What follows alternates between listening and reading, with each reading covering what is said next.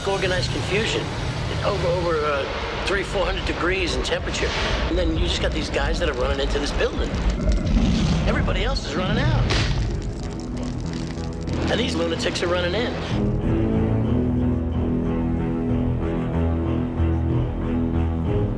Is that a real Chicago fireman's outfit I see on you? It's in the blood, Willie. When I heard that both McCaffrey brothers were being assigned here at this station together, my heart was filled with a sudden desire to transfer. Run, damn you!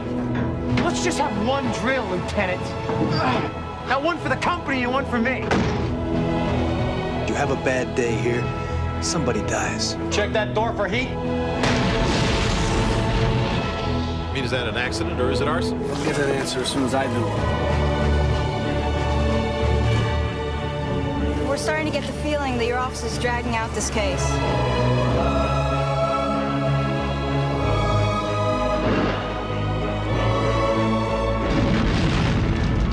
The chances that you take. How do we know if the floor's gonna be on fire on one of these? Well, when the door's open, if it's hot, don't get out.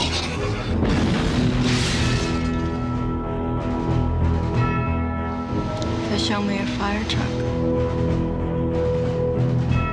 So you punched out a window for ventilation. Was that before or after you noticed you were standing in a lake of gasoline? You shouldn't have had him up there in the first place. You burned him, Steven! Got a stone killer trying to make a point.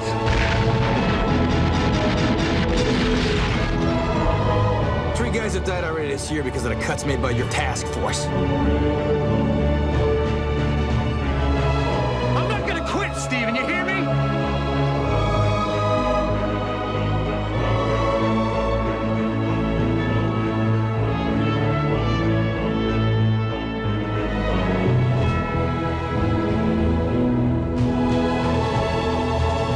Is there something about these deaths that you're not telling me? You just try picking up the phone once in a while, you know? Did the fire look at you? What would you like to do in the whole world? Burn it all.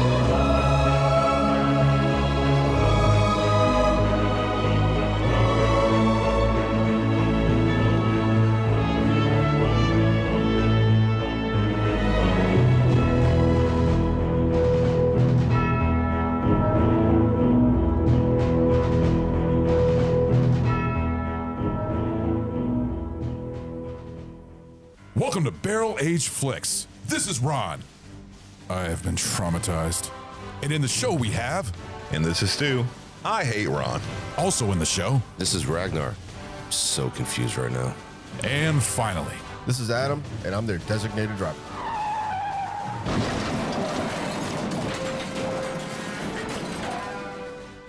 What is up, everybody? Welcome to BAF. Hey. Hello, hello. We are here for our first episode to be hosted by our fellow pal, Adam. Thank you. And tonight we're talking Backdraft. Yes. And of course, you can tell I'm suited up and ready for it. Barrel Age Flicks. Booted and suited, baby. Station 4. That is fucking awesome. I fucking love that. Of course, you know what the right 4 there. is for, right? Season 4. Yeah. That is... I didn't know that. I didn't know that. I'm sorry. Yep. Yeah. I figured I'd point that out to you. Simple mind here, simple mind. But of course, since Adam is hosting the show today, he is doing the drink. So we're going to do the drink first because it's melting in front of us. So Adam and Anna, I almost said it. Anna, what is the drink that we're doing? Yep. Well, the original idea was there's a local brewery here in Spotsylvania that's Maltese Brewing. We're going to try to get some beer from them because of the theme. That'll work. We went there, and they had just moved to their new location, and we're like, we're not ready to do takeout yet. They don't have growlers, they have nothing. So everything is just there. So I'm like, damn it. You just went in there with a bag. Yes. Right. So Anna went into overdrive on Google and started looking up fire department themed drinks. And so she found a good one for us, so I'll let her say exactly what it is. This one's called the Fireman Sour. Fireman Sour. It has 2 ounces of rum, 2 ounces of lime juice, simple syrup, grenadine. It says soda water, but I put some 7-Up in it because I thought that would give it a little sweetness, and I like that better. Okay. A cherry and a lemon slice. Yeah, I see the little cherry at the bottom of the glass. Yeah, it says it was a cocktail that was made. It was created in Vancouver in the 1960s by the owner of a fire hall bar. I thought that was kind of neat. Interesting. Interesting. Okay. Yeah.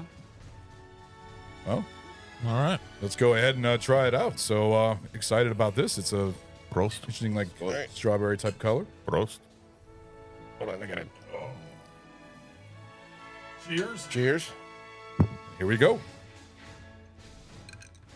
Oops.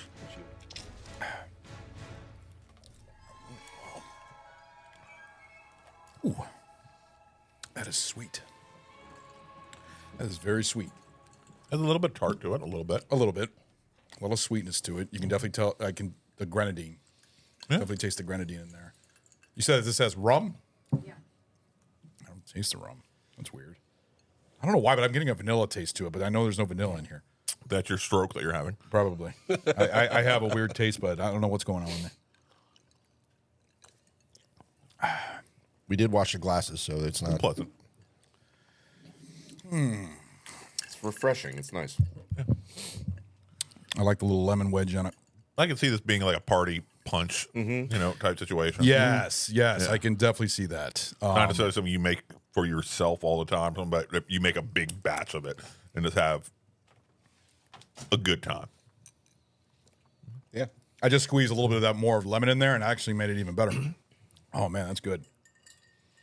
Yeah, it is good. I like it. It's slightly tart. I'll go first. I give it about a 1 3/4. It's not bad. It's like I said, it's definitely good for a summer punch or any punch inside one of those big jugs with the little spigot on the bottom. It's got a little bit of tartness. You got fancy. You got a jug, man. I'm just fucking making out a cooler or trash. I was gonna say one of the big orange construction coolers. Exactly. I can see this inside one of those things with a whole bunch of like lemons inside of it and everything else. But it's got fancy, man. A little bit of ultra sweetness to it. It's very sweet. I don't taste any of the rums, but you do taste a little bit of the alcohol, a little bit of slight warmth, but not much at all. I don't get any. I get a little, just smidge. I don't know. It's dangerous. It tastes like punch. Yeah, it does. Yeah. Yeah. This drink is dangerous. I think this is the third show in a row where I was given something where I cannot tell there's alcohol in this thing. So it's good. I give it a 2. Very nice. I know, for a person that doesn't drink much alcohol. Right, exactly. That's why I'm saying this is dangerous. Yeah.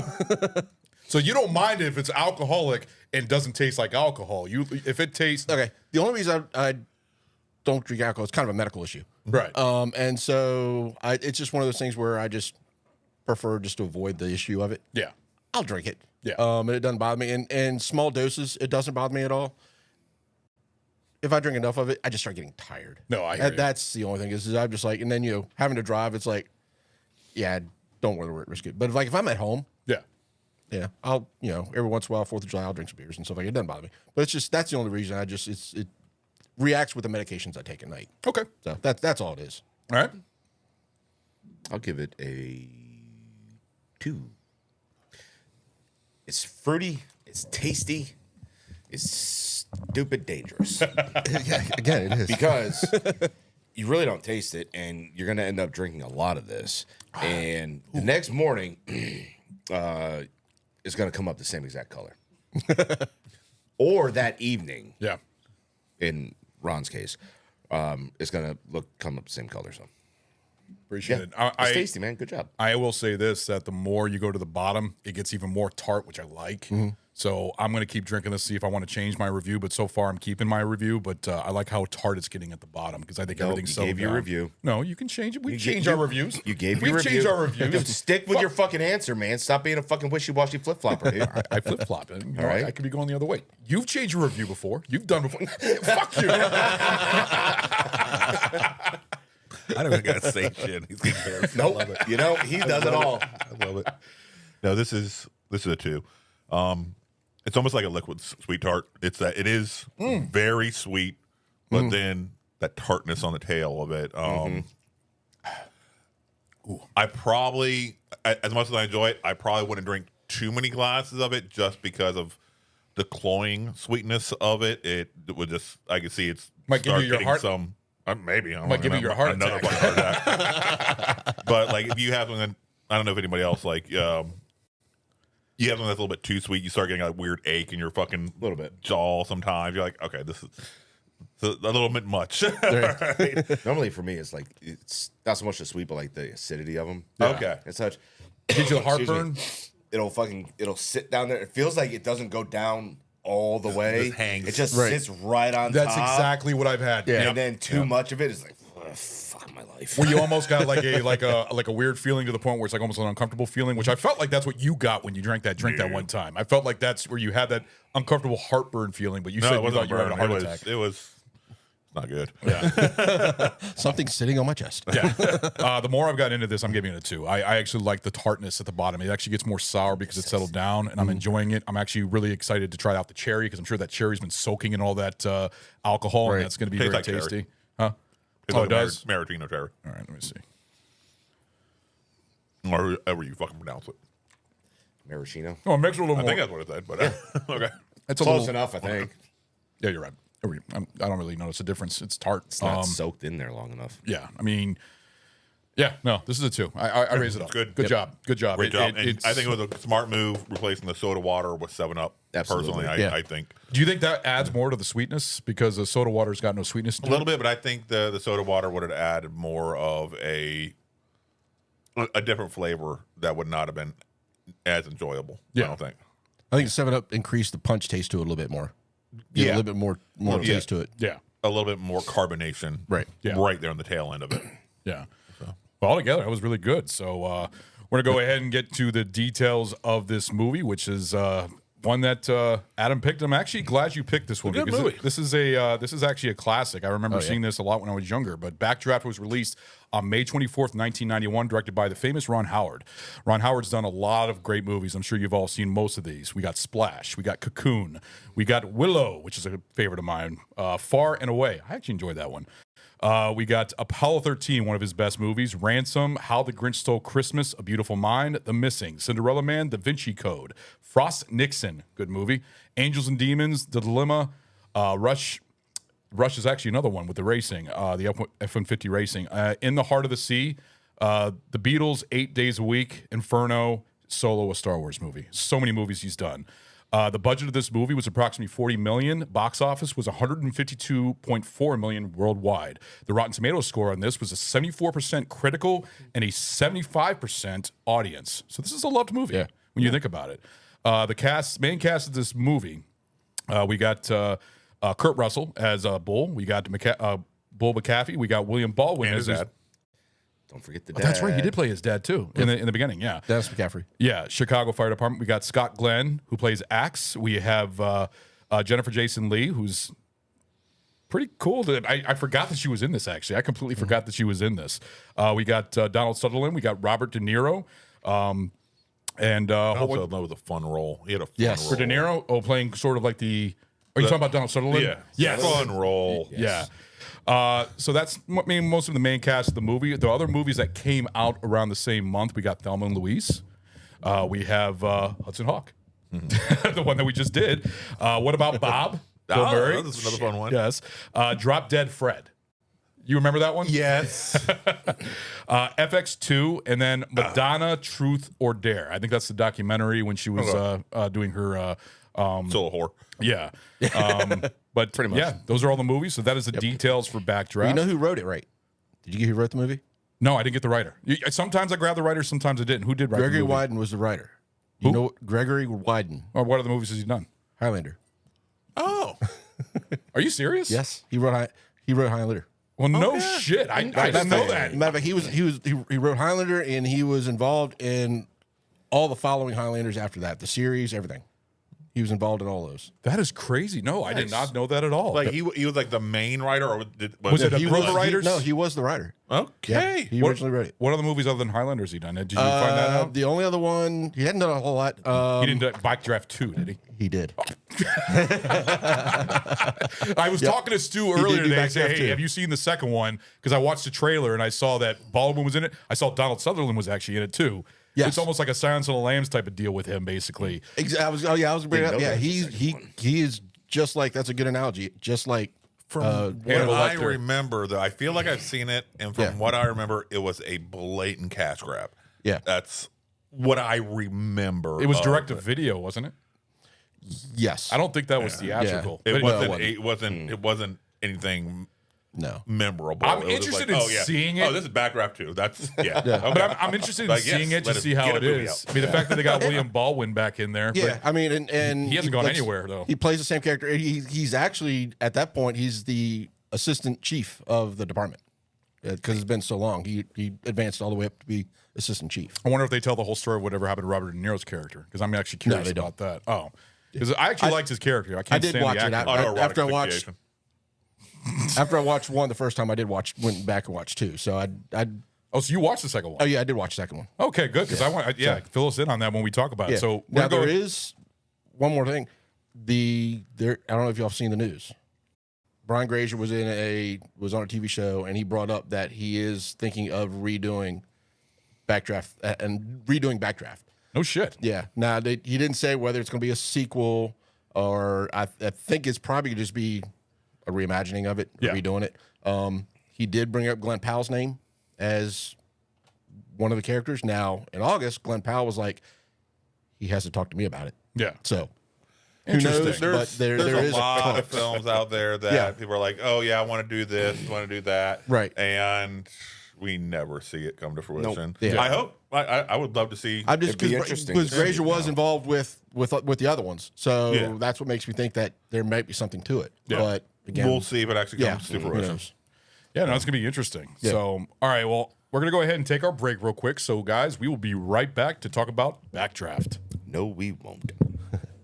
I'm Chris. And I'm Mel. And together we host the podcast Spoil My Movie. We were watching movies anyway. And we were having in-depth conversations about those movies too. So, we decided to share our thoughts with the world. You can expect me to gripe about inaccurate details like supposedly cold weather, but you can't see anyone's breath. And you can expect me to be totally adorable, but also psychologically deep.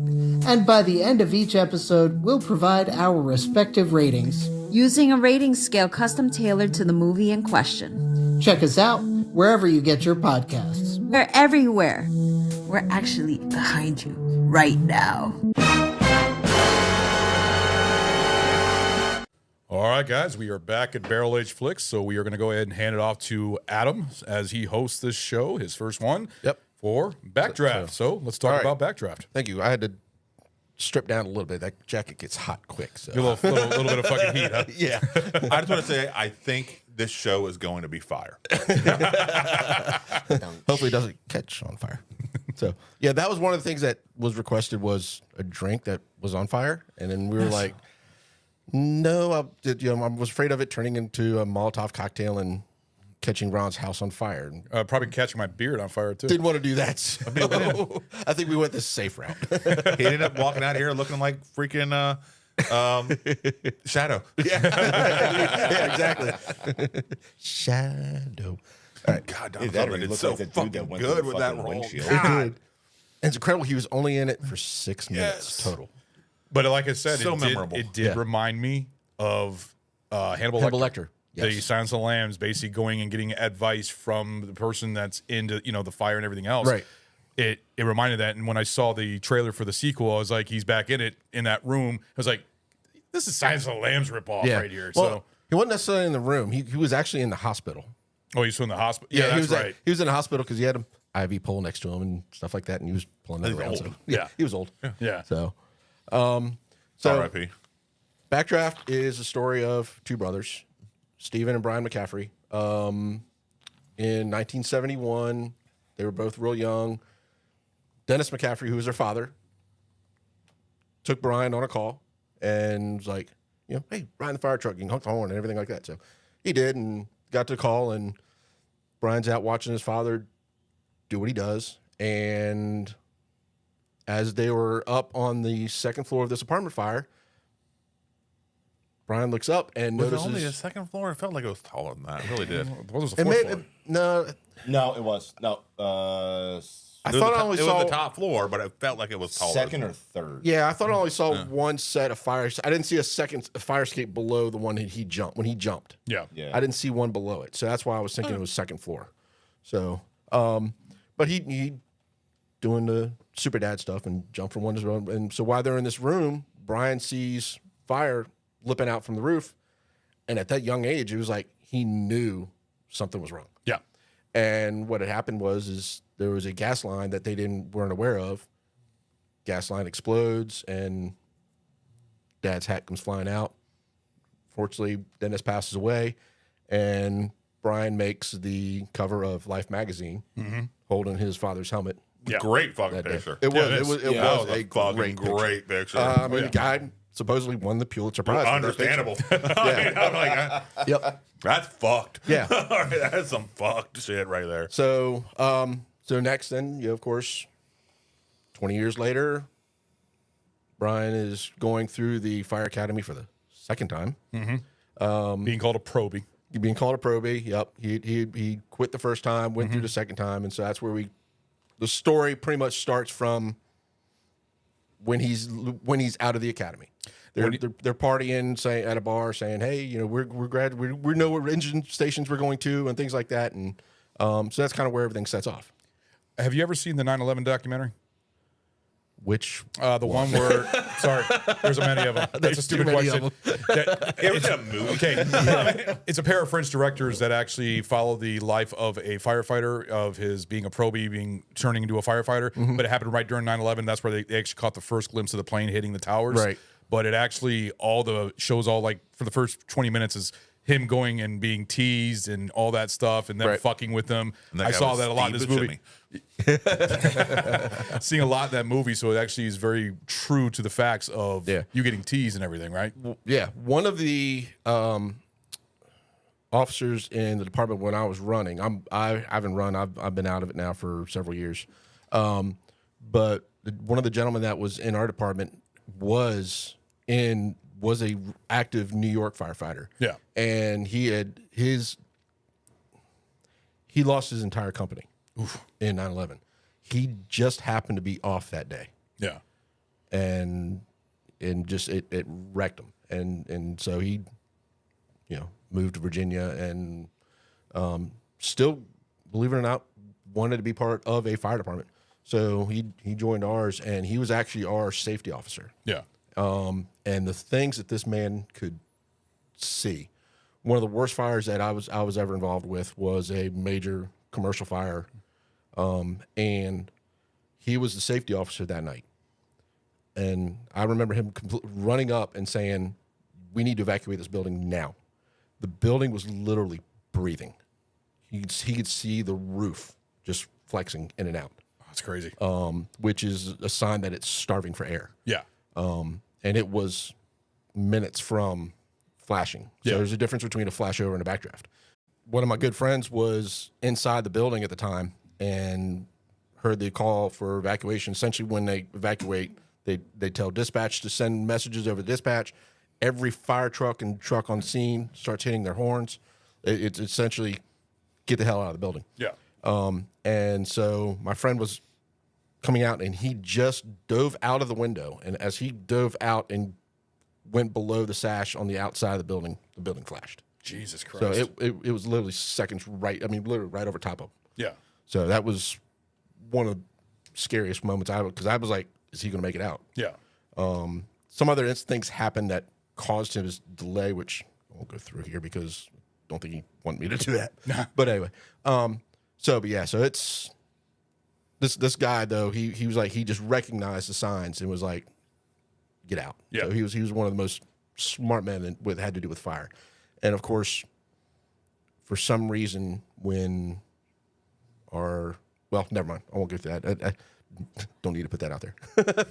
So anyway, So, but the same thing kind of happened with Brian's father. Was his building flashed, and of course he died, and so then we come back to 20 years later. We And see then he's Brian. reborn again. Yep. Yeah. Yep. Brian just graduated, and his friend Tim, and them, they're all partying, having fun, and stuff like that. And y'all remember who? Did you recognize Tim? He was very He's from Iron Eagle. Yeah, Jason Gedrick from Iron Eagle. Yeah. Yep. The kid in Iron Eagle? Yes. Oh shit. He was the kid flying the plane. The black dude in Iron Eagle. No, there's multiple kids Makeup. in Iron Eagle. Yeah, I'm talking about the main blackface. main kid. That's what I meant. The main kid. No. He was wearing whiteface in this. Exactly. You guys suck. So yeah, it was Jason Gedrick from Iron Eagle. Oh shit. Yeah. So, but so anyway, so that's where we kind of see them, and of course. By the way, he deserved what happened to him. What's that? Tim? Yeah. Oh, with him checking He the door. was just fucking told, check the He goddamn was. door before you do it. Yep. But is it the responsibility of him, or is it the responsibility No, of the it's his trainer? fucking responsibility. He passed fire goddamn fire class. I'm sorry. He passed the fucking school. I'm sure they covered it in the fucking school. They did. All right. But Basic firefighting 101. yes. Check the back of the check the door with the back of your hand. Ultimately, though, he probably should not have been in that position to begin with. Yeah. So I would put the ultimate responsibility, unfortunately, on Steven. On Kurt Russell's character. Yes. Yeah. He should not been especially for being literally hours Right. into his first day. Yeah. Was it that one fire or was it the other fire? No, Never that mind. was Never the mind. first Second day. day. Second or third day it happened, sorry. But I even I then, felt like it was longer than that because what's his name had already Billy Baldwin's character had already quit and everything like that, and he showed back up to that place. Yes. So this was a while after. Yeah, because they had already done multiple Right. calls. Yeah, and they showed his whole training montage and shit like that. Yeah. So this is at least a handful of weeks, at least, if not longer. How long is the training in period? it was the Tim's fourth time. I'm trying to count the fires in my head which one it was. It was And it's only the So fires that the bad fires Yeah, that they bothered Yeah. showing. All right, Yeah. but I'm sure he was on numerous calls up to this point. Yeah. And I'm thinking time frame wise, this probably was maybe no more than probably a week to 2 weeks. see, I feel like it was probably a few months, more likely, just because the time it took the bad guy. I say bad guy, even though I understood his mentality and his thought process. Yeah. To get to the people, set up what needed to be set up at the opportune It just seemed like time. faster than that to me. For It didn't seem like he was something, especially while maintaining a full-time fireman's fucking job. You Right. only have so much fucking free Yeah. time and to make the schedule work out. It felt like to me, at most he was doing once a week, but probably the way that Alderman was chomping on the bit, like it would have been going on for a handful of weeks at least. Yeah. That's why he was like, when the fuck are you giving me some answers? Right. They're not expecting an answer, a fucking few days. But after a few weeks, I can see, all right, this is getting fucking ridiculous. Tell me what's going the fuck on Yeah. with the inspector. How long altogether was he trained? Like, how long does what is the process like for in the movie? How long is the academy? The academy probably, I would say. But this is after academy. This is after the academy. Yeah, this is after Yeah. academy because That's they had what I'm already saying, but graduated. I would say How long's at Proby? minimum 6 months. Yeah. I mean 6 that months he is was the Proby? that he was in the academy. Okay. As a probationary firefighter, that depends on how well he takes to skills. Okay. Okay. So you can be a probationary firefighter. Again, I would say probably the shortest period would be 6 months. Yeah. But if you're having trouble picking up skills and doing things, and you just it could probably be as long as a year or more. Yeah. So it And really, also, I'm assuming there's some other things I've seen that are like Rescue Me. To me, I know it's very dramatized, but I Yeah. also felt like they did a great job. Is that the one with the comedian Dennis Leary. Dennis Leary, Yes. Is that a good series? I love that Yeah. series. Okay. I thought it was fucking amazing. and But the chief in that was the Yep. truck operator in this movie. Yep.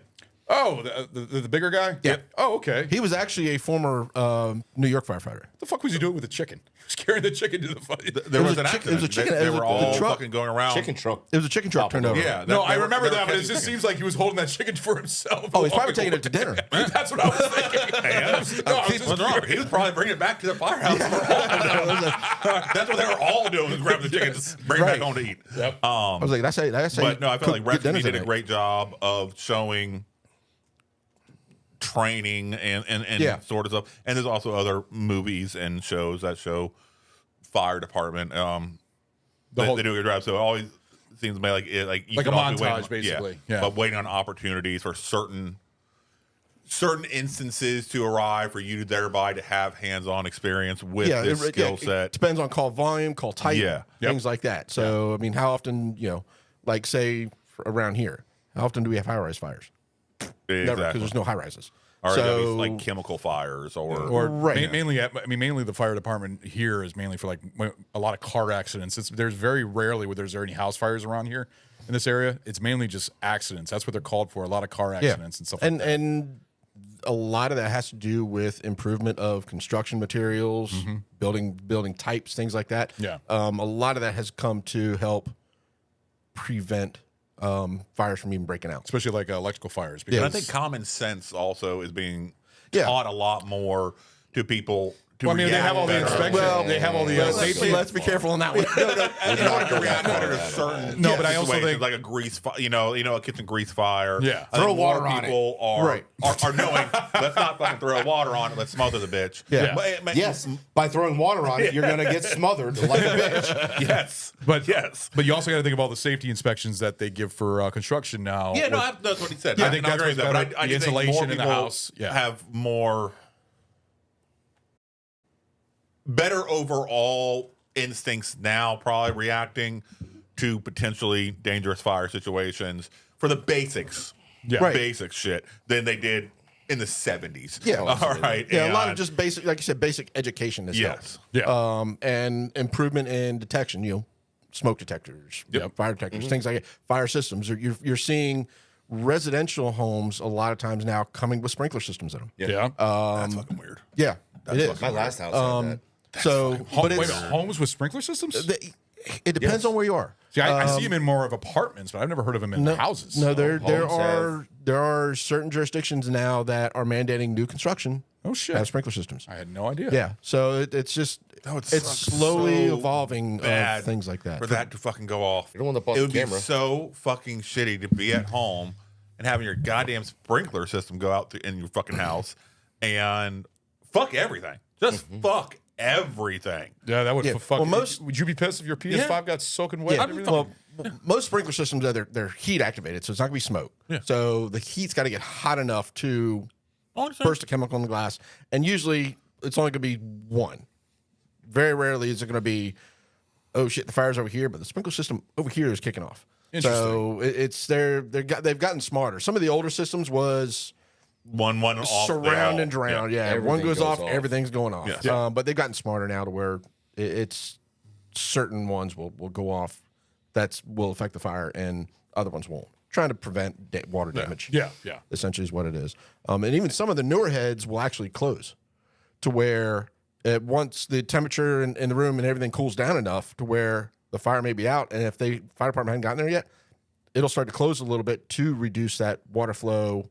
It's like, again, to prevent water damage.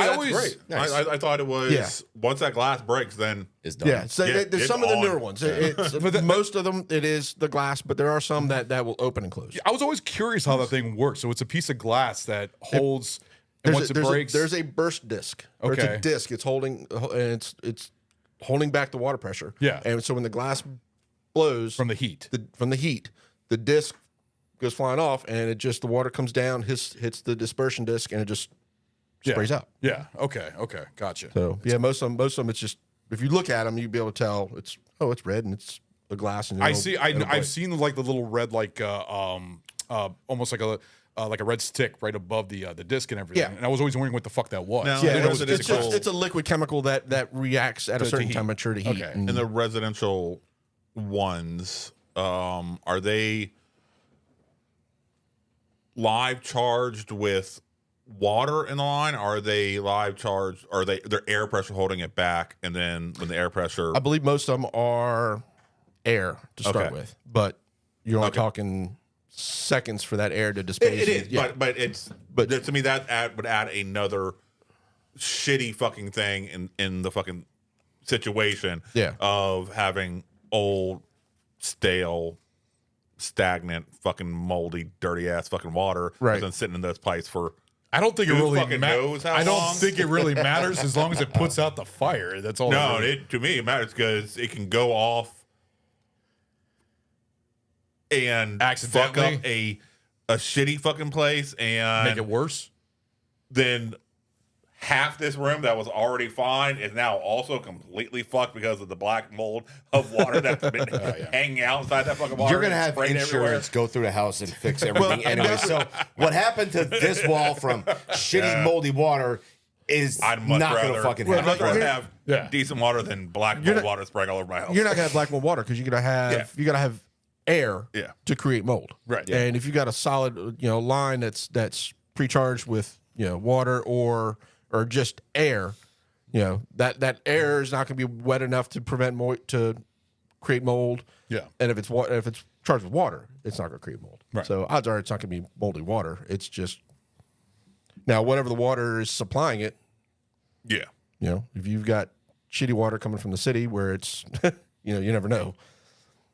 So because I know some of the water systems going along. I've seen water coming out of like the fire hydrants going along Route 3 along Stafford every time they flush them. But that's why they flush them because it's been sitting in the pipes for a while. Yeah, to get that sediment out. Brown, muddy, and they run until it's clear. Yep, exactly. So, anyway, we see them at the party, at the bar, and stuff like that, and fire trucks go blowing by. It's like, let's go, fire. Yeah. So they run around the corner, which it seemed like it was right around the corner. Yeah. And apartment fire. So they're standing there, and Tim's all, shows that he doesn't know anything as he's running up to another firefighter and asks him a question. The firefighter says, "Get the fuck out of here." So, and then here comes Bull McCaffrey out of the building. I like that shot as he just walks out. So, yep. But it's incredible how many fires he goes in and does not have any air. They talk about how he doesn't wear a mask. The problem is that they gave him shit about it. Literally, that would be impossible because it would be hard because doesn't the fire suck out all the air? It's the heat. You've got so much heat and smoke. Yeah. That if it's a bad enough fire, like the one that he walked out of, I guarantee you that was not smoke behind him. That was steam. Yeah. So it had cooled off enough to where there was still steaming, but it wasn't enough. So they were probably in the overhaul phase of trying to pull ceilings and stuff like that, trying to make sure there was any more fire, stuff like that. But there were some scenes where they showed, and most fires that they go to, you can't see your hand in front of your face. So, I mean, I understand why Ron Howard had to portray the movie the way it is, because you had to be able to see what was going on. Right. But technically, most fires, you are lucky to be able to see here. Everything you're doing is by touch. So if you're doing a search for somebody inside a building, like when they showed they go off and searching, if it was truly a fire where you had a lot of smoke and fire, it's going to be dark. You're not going to have any light other than if you're in the room where the fire is. Yeah. And you're crawling on the floor most of the time at 2 to 3 foot because it could be, 100, 200 degrees down here. It could be 1,200 degrees up here. So you're not going to be wanting to stand up at all. Because that fire is hot enough where it can melt the mask and all that stuff. Oh, yeah. And, yeah. Yeah. Even though you're wearing fire resistant clothing, it's not going to protect you 100%. Yeah. I I stood up in a training fire, one of the first training fires I went to, and I don't even think I stood up. I think I got up on my knees and I melted my helmet. Jesus Christ. So just that little bit. So you know a lot in this movie on what's realistic and non-realistic because you've been there. Yes. So yeah. This movie, would you say this is like what percentage of this movie is realistic when it comes to fires? To actually firefighters, I would say probably, probably about 60%. Okay. And a lot of the actions they try to portray were realistic enough. Like again, we were talking about with Tim going up. Yeah. You're gonna want to feel the door. Now you never want, it looked like he did this, and even Bull when he was testing fire, you never used your palm of your hand. Yeah. Usually, what you do is you peel back your glove and put the back of your hand on it. Yeah. And one reason is if it's hot enough to burn you, it can burn. You'd rather burn your back of your hand than burn your palm. Right. Because now you can't grip and things like that. You never grab the doorknob or anything like that. Right. Because you grab the doorknob and now you're cooked to the doorknob. Yeah. It's and those gloves that Bull was wearing, how much heat are you able to actually feel through those? Believe it or not, I've grabbed I still have mine, and I'll grab a burning log. I use them for like fires and stuff like at work with some, because we get pallets and pallets and pallets at work. Yeah. And if we have people who don't want them, we just, okay, let's have a fire. Yeah. And so I'll burn them, and I'll use my gloves, and I'll pick up a burning log and move it and things like that. Now I'm not holding it for, let's see how long I can hold it. Yeah. But it's long enough to where it's not going to burn me. Okay. So they're pretty well insulated and thick heavy leather. That's what I was having the problem with. Bull was feeling it. He's feeling it through his fucking glove. Yeah, But I'm like, he's not really going to do that. So you're gonna want to peel the back of the glove up and just put your hand back there real quick and see, is the door warm? Yeah. And if it's warm, you have to determine if it's warm or is it hot. If it's hot, it's like, okay, there's active fire behind this door. And so then you got to be careful of, is it still burning or is it smoldering? Yeah. And most of these fires, because of the name of the movie, most of them are smoldering. And that's what a backdraft is the sudden rushing of oxygen into a room that has been depleted of it. Mm-hmm. The fire's burned down, it's sitting there, it's smoldering, it can't breathe. That's why you see a little bit every once in a while under the door you see that smoke pull and pull back. It's literally just trying to breathe. Yeah. And then you open the doors. Now, the explosions that they showed in this aren't really realistic for a backdraft. There's a couple neat YouTube videos. One done in England, and there's another one where they are demonstrating backdrafts. Yeah. And one of the ones is really neat because they show it, and they'll open the door, and all of a sudden you'll see flames come out a little bit, and then all of a sudden it'll look like a concussion bomb. It's just of it, just because as the air rushed in real quick and then it kind of exploded out, it actually put the fire out. Nice. I mean, just like that. So it wasn't a huge fireball like they're showing in the movies. Well, so that was kind of deceiving there. That one inside the opera house, the one where the guy's blown into the chairs in the opera house, and I couldn't tell if the opera house was on fire inside. It didn't look like there was a fire inside there, but the body was all burned to hell. Well, that's because the when he opened the doors, the superheated gases was looking for air. Okay. It kind of did what I just explained. It burned it and blew out. Yeah. And that's why it blew him back. Okay. So, but how did he get burned up so fast? Because he was away from the fire. He got blown away from the fire. Well, this because of how hot the superheated gases were. Okay, so the gases, so they burn him instantly, basically. I didn't know your exposed possible. skin. Yeah, because he was exposed skin. Yeah. And so it was hot enough to do the damage that it realistically would it have gotten that burnt. That's why I when I saw that I was like, how the hell was he burned up? I could see him getting some good third-degree burns. Unless I doubt he was going to get. Yeah, I don't see you getting cooked like as bad as he got cooked. Yeah, because unless he was on fire when he landed on the in the chairs and he was like basically on fire the whole time, dead. Yeah, that's what I was thinking. But I was just like, because he was blown away from the fire. It did. Well, the same thing happened. The same thing happened to the first guy. The one in the car with the car. Yeah. And the same thing happened there. Is where it literally looked like, a gas bomb went off. And it really wouldn't have been. It would have been violent, but it wouldn't have been that fire explosive. Yeah. As it should. Not to the point to where they're fucking charred. Yeah. No. The concussion from the explosion probably would have killed him, but it wouldn't have been baked. And that reminds me, it looks like they're literally stuck in the house, burning to death. And that scene right there where they're inspecting the dead body, which is Clint Howard, by the way. We got Clint Howard. He's in every Ron Howard film. You know him from Star Trek. Come on. I know Clint Howard. Everything. The Ice Cream. Remember the horror movie, The Ice Cream Man or something like that? But I love him in any movie that he's in with Ron Howard. And just the part that he plays, he's like, come on, just pick him up. Fucking weird looking dude. Yeah, he is. He is. Big, like bald head. It's just like, dude. What What cursed family is that? Yeah, where those you get a genes fucking come from. ginger and that fucking mutant. God damn. That's from The Hills Have Eyes. Fuck. Oh, and the body hissing when you picked it up, because that does happen because all the gas is inside your body and everything. Right. But I still picture that's what That he was looks funny. like as a he looked just like that as a kid. just that's a like, form, like the Toxic Avenger, basically. That's what I picture in my mind. That's what he looks like as a kid. Like fucking Ron's walking around the fucking Andy Griffith show. They got this fucking mongoloid that's fucking hanging around the fucking background. Right.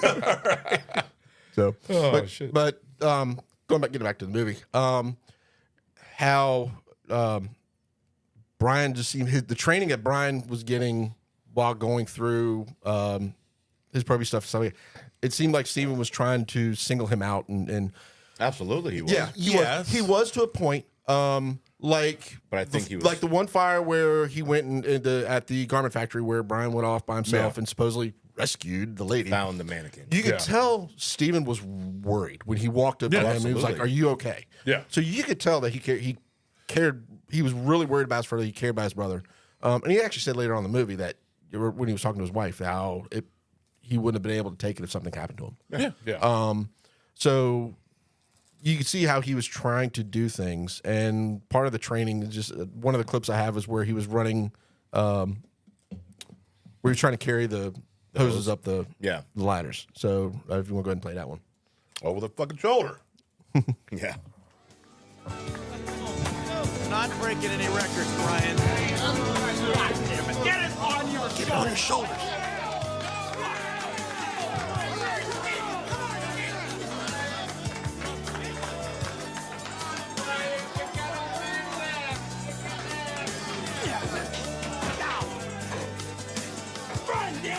That 90s music. Run, damn you.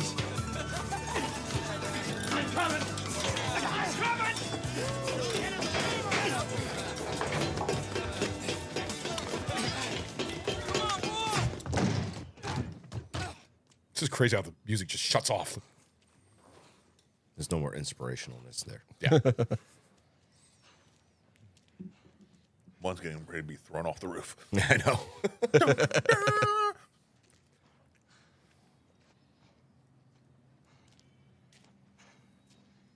Catching the breath. Pacing around each other.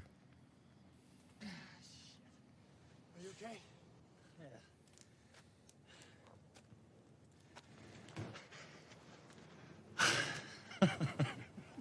Run, damn you! That was perfect. Yeah, it was. That was perfect. Okay, roll the hose. Are you kidding me? All that hose by myself? You heard me. What about Tim? Oh, shit. What about Tim? For Christ's sake, next time I'll let you win. You got a problem with drilling now, Proby? Is that it? No! I don't have a problem with drilling. But let's just have one drill, Lieutenant. Now, one for the company and one for me. Roll the hose now. I'm not gonna quit, Steven. You hear me? Yeah, you will. Yeah, you will. Yeah, well. I'm not gonna quit. So you can see right there how he Steven was singling him out to do more than what he was having Tim do. But I didn't feel like it was coming. Like he was. I just feel like he was. I don't think he wasn't really singling him out there because, like I said, Brian was the only one up there, and really, I mean, I don't know how much hose was up there. Yeah, I don't know. But also, you didn't see. No, you didn't see Tim coming. Well, they carried two, but how many? I mean, have they been going up and down? Him, carrying one up there, and you heard earlier in the beginning, towards the beginning of the montage, yelling at him, on your shoulder, right? And so you got the hint that he'd been done enough times that fucking goddamn Bull was like, "Fucking A, this is how you fucking do it." Yeah. Right. All right. And to be honest with you, it's not that hard to roll hose. No, it's not. So it's just. So why was he giving us shit about it? I mean, he's a crybaby. It's taxing. Yeah. It's time consuming. Yeah, and he felt that he was only having him do it, and not having Tim come up and also do it. Now we never saw Tim carrying a hose up, but I'm sure he probably did. Right. So you saw him coming down. Yeah. But they were going up, so I'm assuming he had just brought some up there and was coming down for his. And next the run. other answer to that would have been, I mean, if I was Bull, I would have been like, you roll the hose, I'll go down and get Tim and have him come up and help you. But he was just up here, so he was telling him to start. So, but or also maybe it's a fucking goddamn punishment to you didn't fucking listen to me stay with when me I fucking told you multiple times to fucking put it on your goddamn shoulder. Exactly. All right, and now you made me fucking run up here to show you how to do it. So now you're rolling the fucking hose. Yep. So, but also I think it's because he doesn't want anything to happen to him. Yeah. Right. Because even though for 6 years, they were separated and they didn't really fucking speak to each other.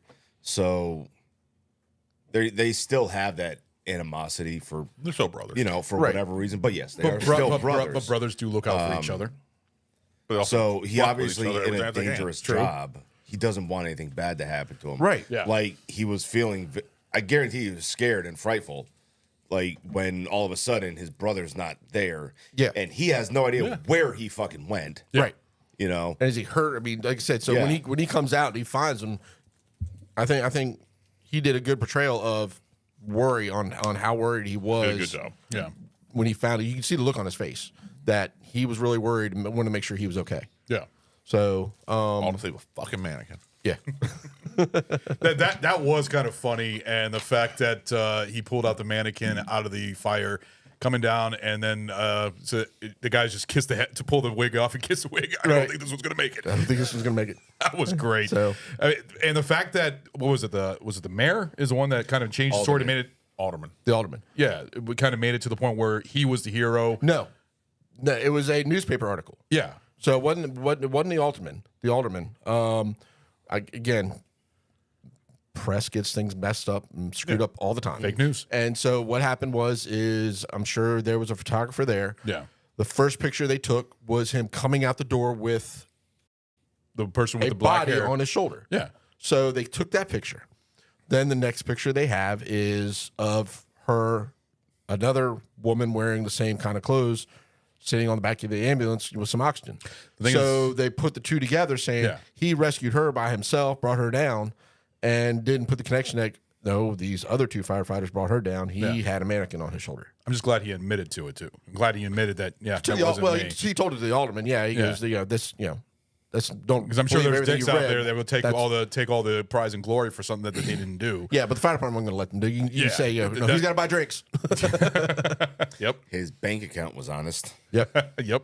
So, what did y'all think about the storyline with the wife? With the one that was divorced. I was almost wondering if that was really necessary. I think it served a purpose. I guess it kind of personalized him a little bit. But there was a lot of.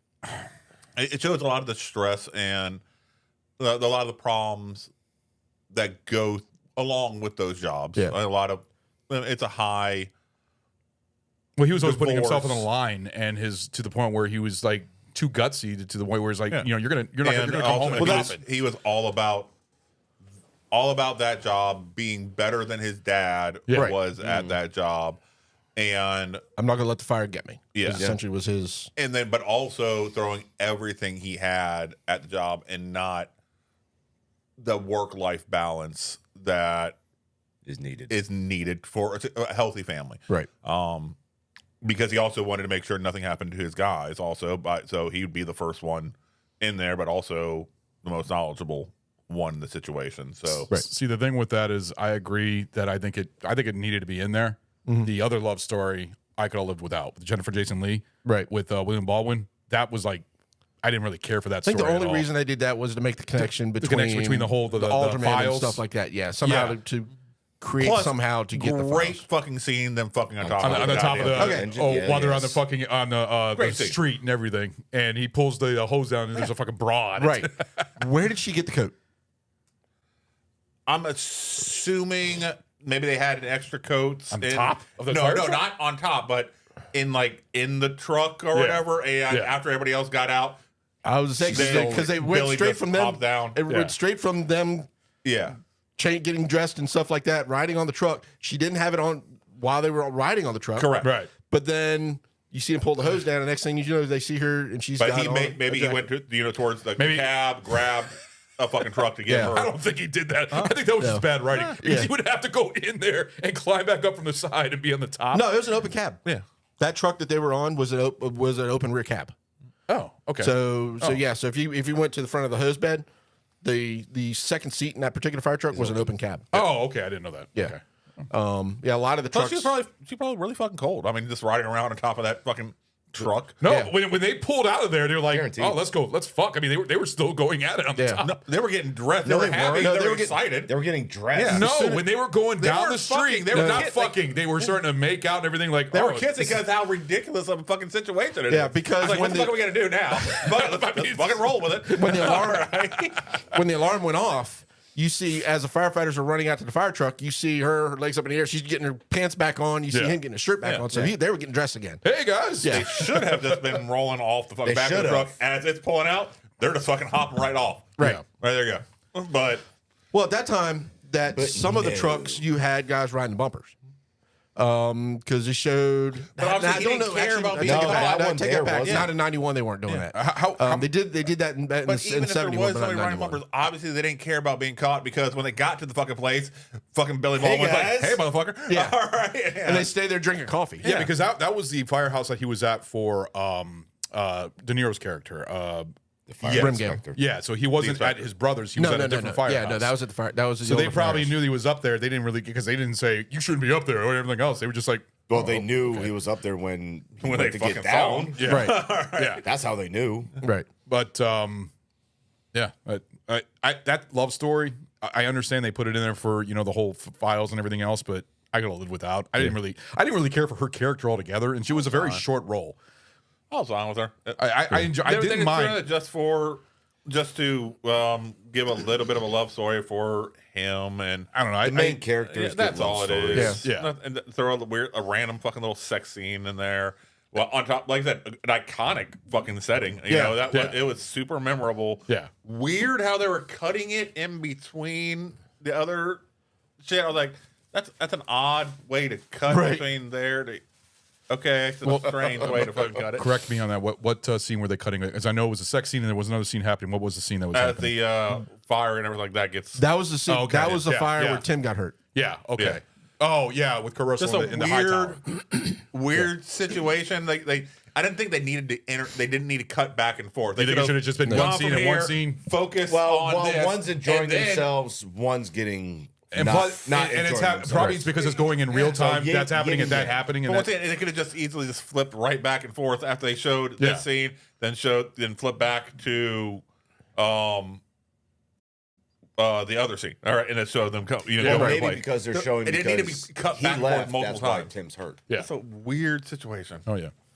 I wasn't a big fan of that particular choice of editing. I didn't mind, but I didn't mind the divorce and all that, the whole ordeal with that. I thought that was because it actually showed his character. Even the confusing of the son living and on the everything boat. like that. I thought that was that humanized Bull's character a lot, and it gave another way for him to explain why he may be seeming like he's coming off a dick when he really wasn't. He was looking out for his brother the best way that he possibly could, which either A, fucking tear him down and build him right back up fucking strong enough to withstand this shit, or B, get him the fuck out of there, because if he isn't built up stronger, he's going to die. And it would be on him the reason he died. He couldn't handle that. Other than this being taking place during a fire and being firefighters and stuff like that, you feel like this movie is a story about brotherhood. I mean, especially with these two brothers. Yeah. Which a lot of people, not just real brothers. I mean, also I would say any movie, family of brothers from the firehouse and stuff like that. Even the bomber and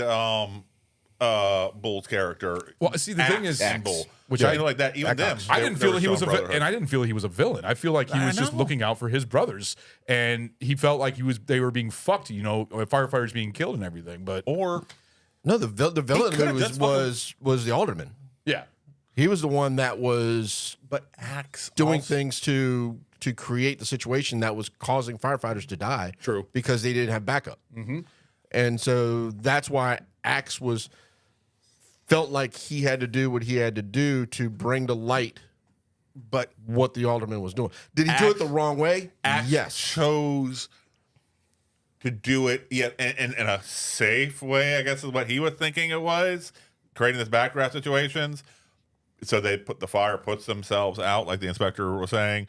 But still, ultimately, why is he choosing to go this way that had so many different potential ways shit could go bad and firefighters could get fucking hurt because they're gonna be the ones showing up to handle this shit. Right. Well, I think that's why he did it that way, is because I think he felt that, and that's why he did it in the areas where it was within his jurisdiction. So he felt that when it happened, they would be the ones to get the call to put the fire. So he felt like if something happened, he would be. That's why he was so upset with Bull taking Tim off. He was like, let's wait. And then he wanted to do it, and Bull was like, no, you go over here. I'll take him over here. I think he wanted to try to control the situation of how it happened and how things went down. If he wanted true control of the situation, he would just made them fucking eat a bullet real fucking quick, be done and over with. But no, he wanted to go this elaborate shit where shit go but fucking then you're bad. not going to have the movie Backdraft. You're right. Right. But you would have people fucking pay for the shit, and you wouldn't risk other people's fucking lives to handle His your thought fucking process of what he was doing sound. The people needed to pay. They paid. Well, I think he also wanted to point out the need from what the alderman was causing was such a reduction in manpower that firefighters were getting hurt. You know, he was closing fire stations. So I think the reason he was doing it the way he was doing was to show that here we are fighting this fire and we don't have any backup. Yeah. Right. You know, where's the next coming engine? At the garment factory, he split up when Bull says, where's the next coming engine? They're not. You're not. It's gung-ho time. And they had to, dig in and wait and things like that. So I think he was trying to create situations to show the need for additional manpower. Yeah. Okay. Then he could have done it in fucking abandoned fucking buildings, burn them down.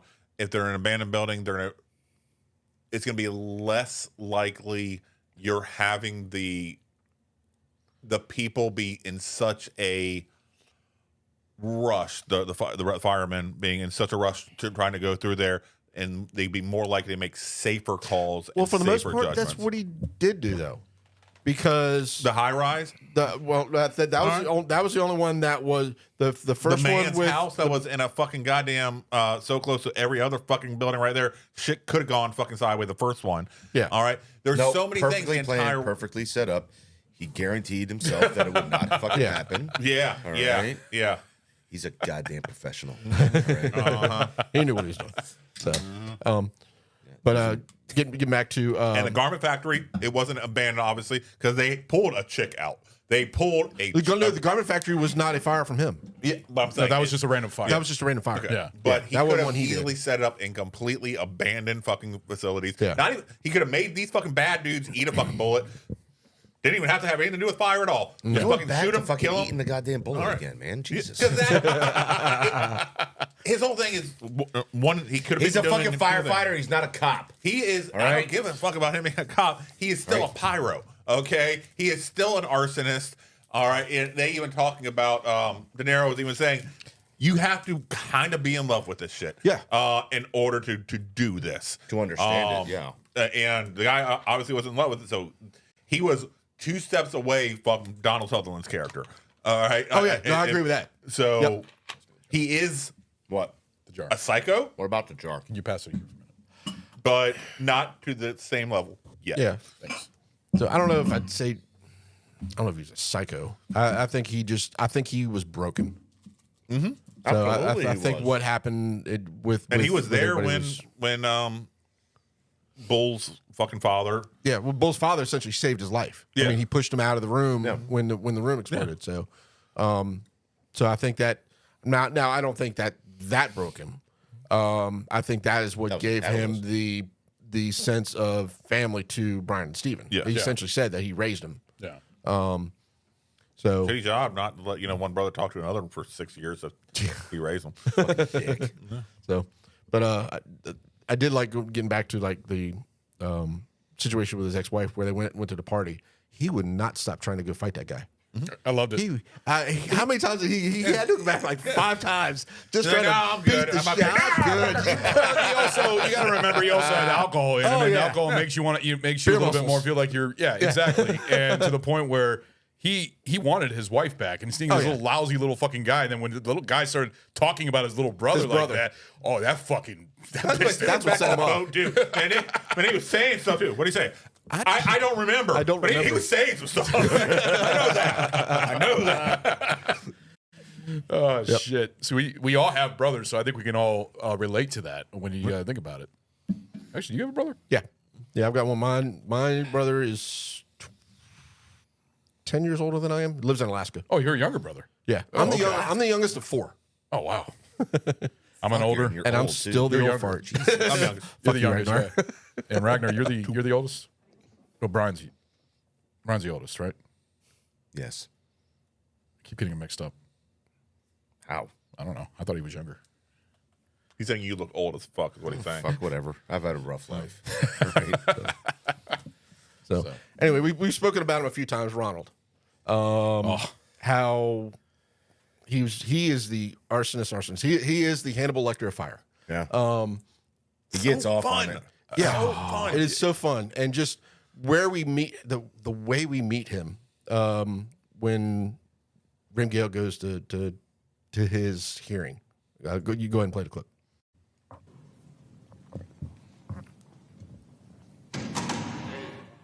Shadow. Hi, Shadow. Hey, Ronald, how you doing? Staying comfortable? Think you were going to make it? Oh, no, I wouldn't miss this for the world. Who's that? He works for me. Fireman? I like firemen. Yeah, you like everybody, Ronald. Brian McCaffrey. Yeah, sure you know. That's Stephen. He's the little one with the hat. Oh, what a treat. Hey, do I know you? Your dad did. Who the hell is this guy? Put it away. Come on, Shadow. He lost his dad to the animal, and you didn't even tell him who he was coming to see. Tell him. Let me tell you about old Ronald. Ronald likes telephones. Likes to tape wooden matches to the bell strikers and then wrap it in cotton with gasoline. You had a whole little thing going there, didn't you, Ronald? Yeah? And when you got bored, what'd you do? What'd you do? Started making telephone calls. Never proved. Tell him about us down on State Street. Nah, nobody cares about that one. It was your basic warehouse torch that I was doing for the owner. I mean, they're a cakewalk. I just lost my concentration, I guess, and my animal turned on me. Got the whole place going like hell. My hair was on fire, my hands, everything. I was dead. And suddenly I was alive. I was being pulled out of there by my hero, my Shadow here. Except, of course, he didn't see this big tub of phosphorus, did you? Explosion lit him up so bright, left his shadow on the wall. Still shy about rolling up your sleeve, Shadow? Show him your stomach. The funny thing about firemen, night and day, they're always firemen.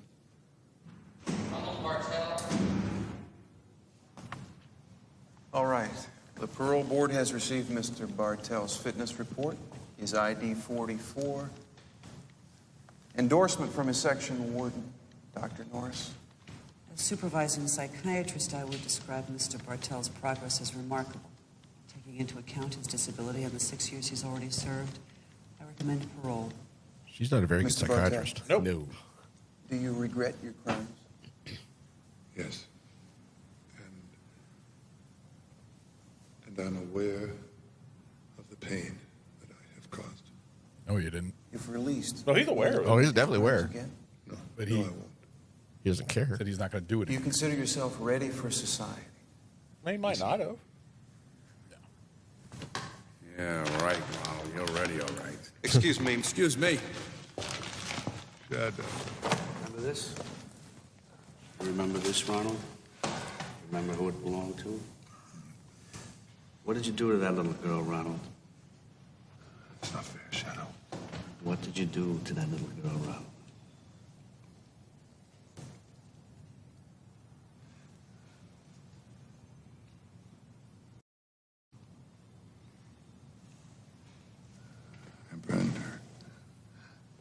burn. He's smiling too. What do you do to old ladies, Ronald? Burn them. What about the world, Ronald? What would you like to do to the whole world? Burn it all.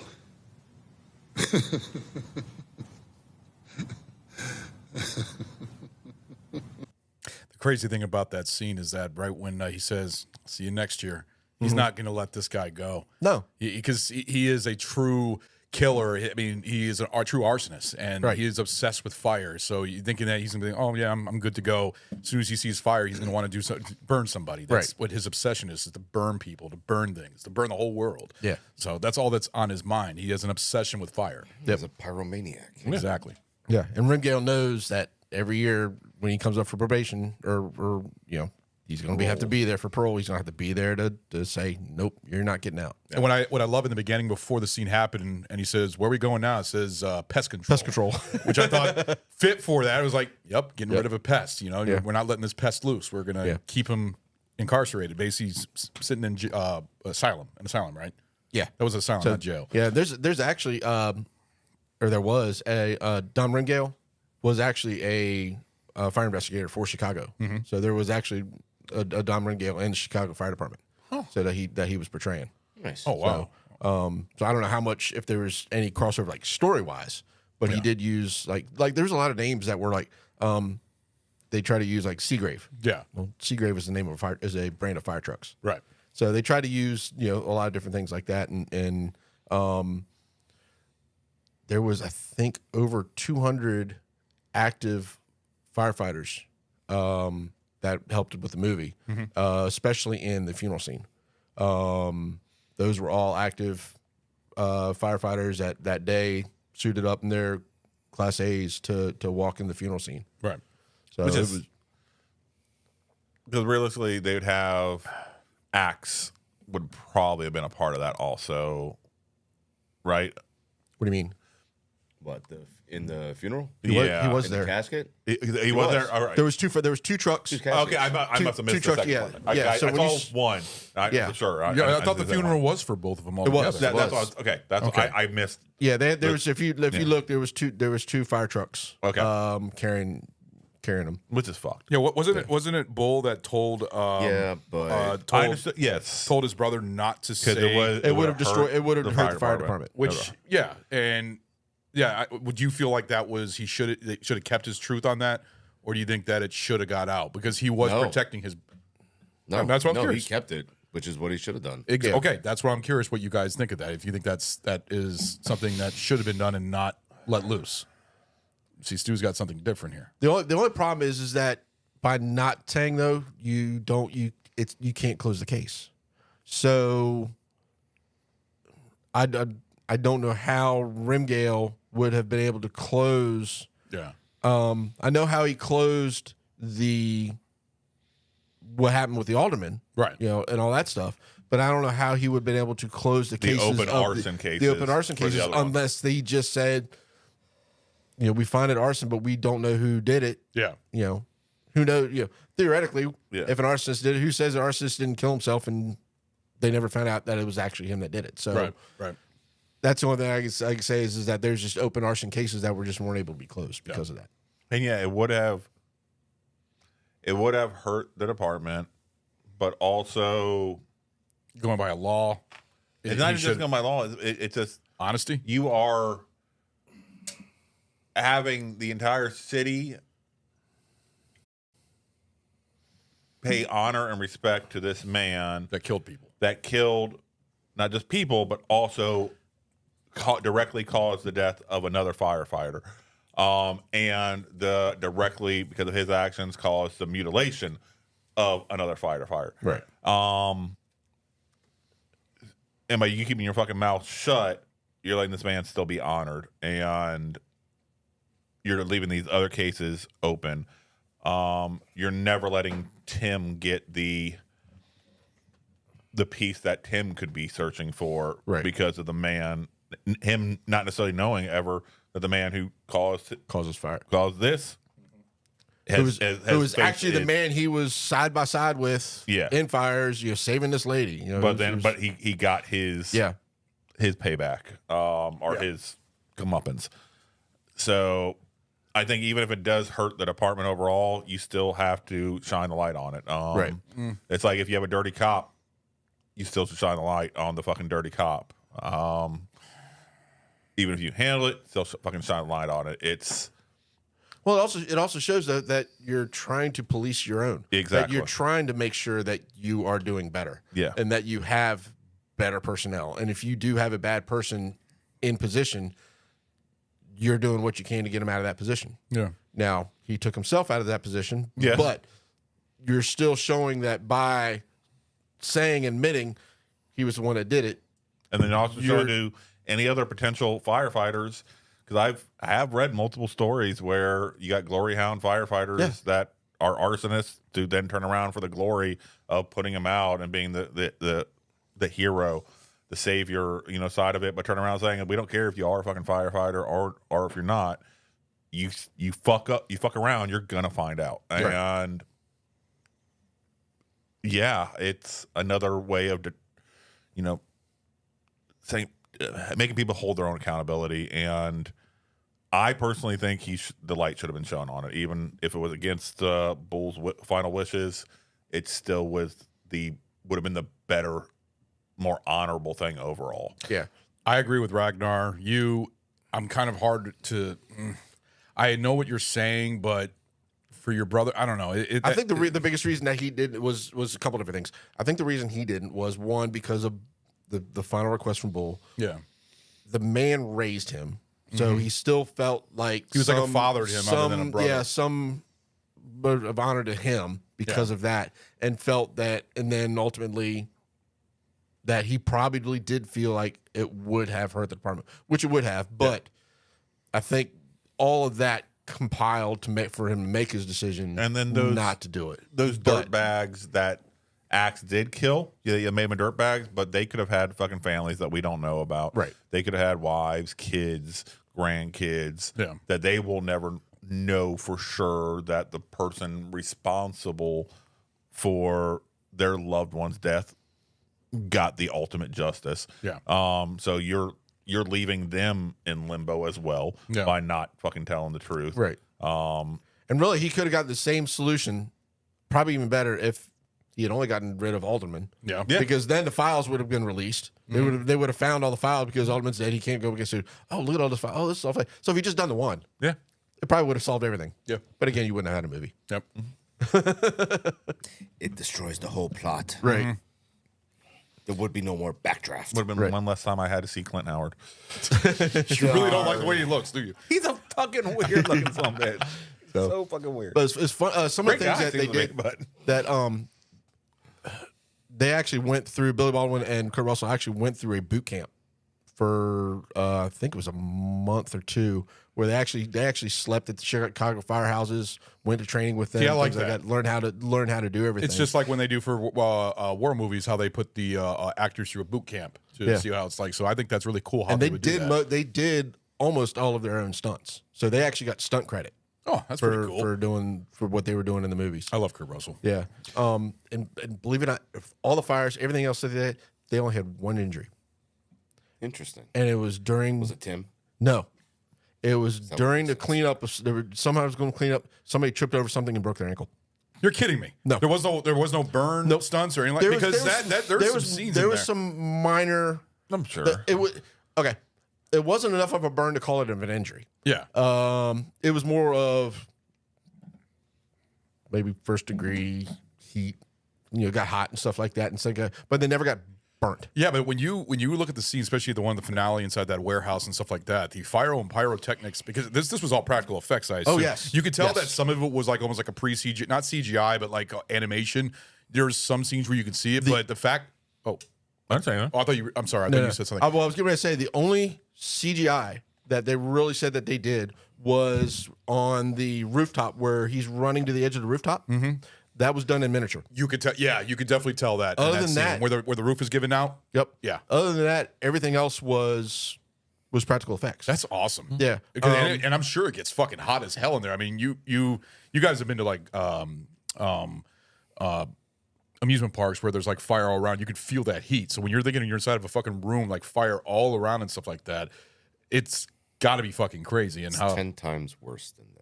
Oh, I know. Yeah. Much. I know, but in this movie, the way they did it, I thought they did a really good job because you just see the firefighters like in the middle of the fire, and I just can't imagine how I thought that they like imposed like they CGI imposed the guys into the fire or not wasn't CGI in those days like blue screen or something like that, but it looked pretty realistic. It looked good. So I was just trying to find something here. One of the things that they built for effects, where is it? I'm trying to look at my notes. They actually built this thing. They called it the Astromatic, and essentially it was what they call it was kind of like a reverse vacuum cleaner that looked like an old record player with the big trumpet. Yeah, and it would just pump out burning embers of it was shredded cardboard that it would pump out like burning. So that's how you got all like the burning embers and stuff like that flying around. That's all that was. It was just nice pumping out burning ash. That's really cool. Then they built most of the fires. I think they called it like, especially in the warehouse fire. I think they call it Big Bertha or something like that. Big Bertha? Yeah, but it would spray out. It was a mixture. They worked on several different mixtures, but a lot of it was kerosene and stuff like that. But when they fired this thing off the first time, it blew out all the windows of the warehouse. So now the warehouse was slated for demolition anyway. Yeah, but that would suck if it wasn't. But yeah, so we're gonna start this fire on the 5th floor. Yeah. You know, you guys keep working down there at number 3. Number 3, number 7. You guys are fine. Don't worry. Yeah. So I didn't know if they did. I didn't know if it was actually in a studio or if it was actually in a real building that they did. No, it was a warehouse that they. And they had like set things blowing fire out everywhere and everything. Yep. They did a good job. Yeah. I mean, what was this, 1990 we said? 1991. 91. For that year, those special effects were amazing being practical. I thought they did a really good job on the it was hard. effects. They hadn't created. The fire was gorgeous. Yeah. Especially the one where it's like the one where it's like dancing on the roof. Well, did you know there was several scenes where you saw Brian, he was looking down and it looked like the fire was running across the floor. The way they did that was they filmed it upside down. So it was rolling across the ceiling. Oh. But then they flipped it to make it look like, because fire doesn't roll across floors. It wants to climb. It was really beautiful how it looked, though. I mean, it looked like it's like they basically like poured gasoline and just pour it right on the floor, and you just like. It did feel like some of the scenes though were being played in reverse. Yes, and especially the scenes where again, where they're showing like the backdraft, where the fire is sucking back into a room, and they were like, oh, it's sucking back in. So now there are some instances where that may happen, but not to that extent. Yeah, but you can see also the quick cut, like the guy that got blown from his house. You can see how the screen, just like a quick edit, it replaces. It's all of it explode, and then it explodes. You can see that the guy was moved and everything. It was a mannequin being blown out. Yeah, but I mean, for its time, that's still fucking good. I mean, and there's been what was that firefighter movie? The one that takes place out in the California, I think the California fires. The ones where the whole. It's a very good movie. Yeah. It's got Josh Brolin in it. It's actually a really. I think all of them died except one. Yeah, it was the one that wasn't there. What mountain? I don't know. I know it's based on a true story. Yeah, but the special effects were really good in that. But for this being 1991, they compare pretty good. Yeah. So, and just going, we're talking about the science of fire, where Rimgale was trying to tell Brian how fire acted and things like that. You can go and play that one clip.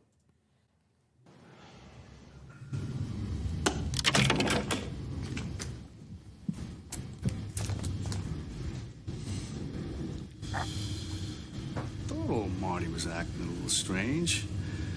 He's right. Residue. Holcomb is the third victim. Backdraft was set up somewhere in there. Fried Holcomb when he opened the inner door. But the outer door held and it waited for Tim. In a word, Brian, what is this job all about? Fire.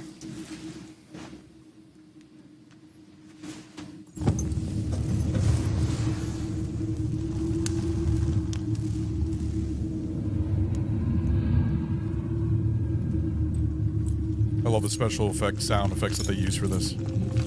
It's a living thing, Brian. It breathes, it eats. Whatever it hates. The only way to beat it is to think like it. To know that this flame will spread this way across the door and up across the ceiling, not because of the physics of flammable liquids, but because it wants to. Some guys on this job, fire owns them. Makes them fight it on its level. But the only way to truly kill it is to love it a little. Just like Ronald.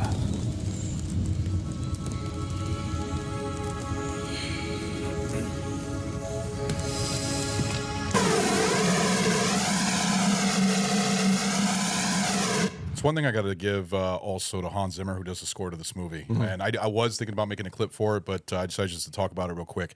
Hans Zimmer's score for this is powerful. I actually love the theme for the firefighters. It's very heroic, and he does a really good job. And then when the scenes with the fire, it sounds very beautiful, right, as the way the fire moves and everything, and it's got like a beautiful score to it. Hans Zimmer, this is one of his earlier scores, and I fucking love it. So great fucking score from Hans Zimmer on this. Yeah.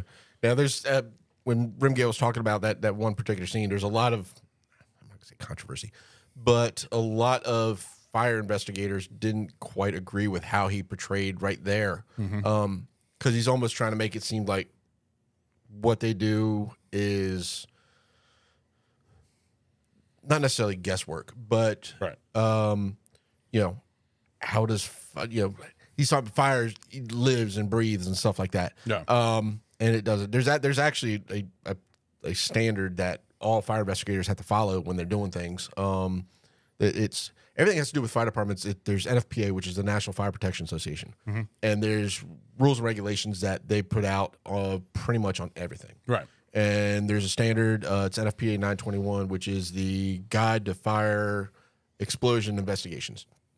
And it's essentially the scientific method and that is laid out for all fire investigators of kind of how they have to follow to find out if it's arson, things like that, because they've got to be definite when it comes to criminal and civil lawsuits and stuff like that. Yeah. So there can't be any guesswork. Yeah. So they literally have to be able to follow and say, this is how this happens, this is how this happens, this is how whoever did something, this is how they did it, this is how we know they did it, and things like that. So they can't really, because if you start putting in, I guess fantasy or things like that, then you start leaving things to question. Right. So that's kind of why there's some fire investigators are like, no, that's not really how it works. But would you say the fire has a mind of its own and how it works and everything else? I mean, the whole no fire pretty much is going to react one way, and it kind of shows basing the situation with like the air, the oxygen in the air, the wind, and everything else. Fire's pretty much going to go one way. Yeah, up. Unless it comes in contact with another object. Ceiling. Okay, so once it hits the ceiling, then it's going to go across. Right. The only way it's going to come down if it comes across the ceiling. Now it's going to start banking down. Okay. So it's going to follow a path. So that's how they know how to try to look at fire investigators. One of the neat things they did show is where he was talking about, show me how it happened. In a fire that's hot enough, if it doesn't break, glass will melt, and it'll actually melt towards the direction of the fire. Interesting. So Like if the you light looked bulb. at that one light bulb, so that's when he looked up the light bulb and saw how it was melted and kind of pointing in a direction. That's how he knew to go that direction to start looking for the source of the fire. Gotcha. Because that's where it was the hottest. Okay. So, interesting. Yeah. So, let's see. I remember where we were here. So we did that. I don't think what else there's some neat little trivia things that came out. Yep, it was Bertha on the pyrotechnics. Big Bertha. Yeah, Big Bertha, it was. Just a fish in Super Mario. Yep. And one of the notes, Alan Hall, I guess, he was the pyrotechnics director, stated that if it wasn't tied down, it would rocket across the room. That's funny. So with the explosions. Yeah. So,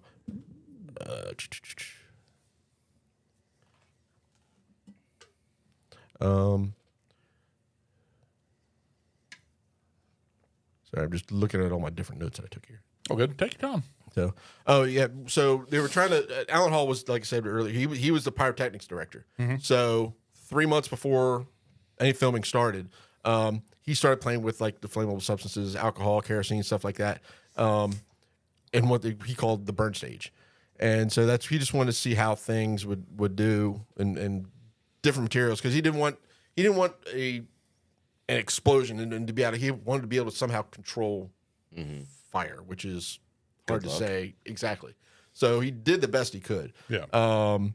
So yeah, everything they were doing. So they built tanks that would spray. So a lot of those fires that you're seeing, it was actually coming out of nozzles and just spraying everywhere, and that where they could shut them down. So like the one scene where Brian takes the fire extinguisher, blows it off, and throws it into the fire. That's not going to knock the fire out. Right. Yeah, it's going to. No, but it suppressed it enough so he can get through. Well, that was his only reason. No. But what I'm saying is that's not going to work. Yeah. Is what I'm trying to say. No. For the movie. So essentially, the reason that it worked is they were like, okay, we'll turn that nozzle off. So, but throwing a fire because the material it's carbon dioxide powder and stuff like it, and mixed in with a powder and stuff like that. So throwing it at like that, you're losing the carbon dioxide for the most part. Yeah. Because it's just going everywhere. You know, it needs to be directional. And then the powder was just, because of it coming out so fine, it was actually burning versus suppressing the fire. Like you can do that with Coffee Mate. Yeah. Stuff like that. You know, any fine particulate, stuff like that, you can throw it in the air, light it. Yeah. It makes it look like it's flammable. It's not that it's flammable, it's the space Well, it's in like between Mythbusters. the Did particles. you see the Mythbusters thing where they did that, where they took made a cannon creamer, and it was like supposedly it was the biggest fire that they ever produced. On Mythbusters. It's because of what it was. it's not because the stuff itself is flammable. It's the air that's in It's between. the mixture. Yeah, it's the mixture of the products. particles that is catching and feeding the fire, and just. That's why granary fires are so dangerous. Yeah. Is because you've got the air from grain and stuff like that that does the exact same thing.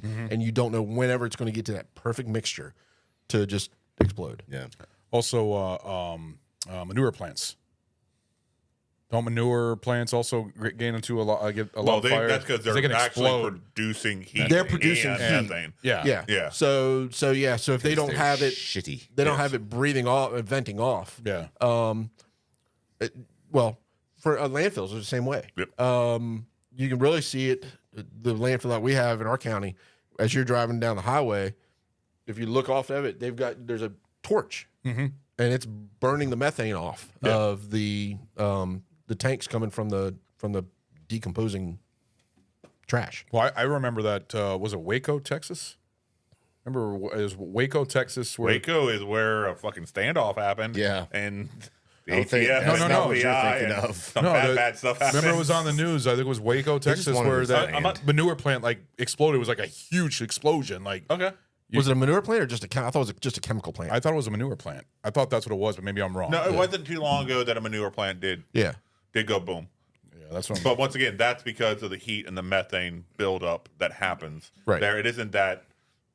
Like you're talking about the granary, or I was talking about the coffee creamer and stuff like that, where that's particulate fire. It's that's a totally different type of. It was a fertilizer plant in Waco, Texas. Yep. It was it was a fertilizer plant. Okay. Yeah. So essentially, Amfo. Yeah. Right.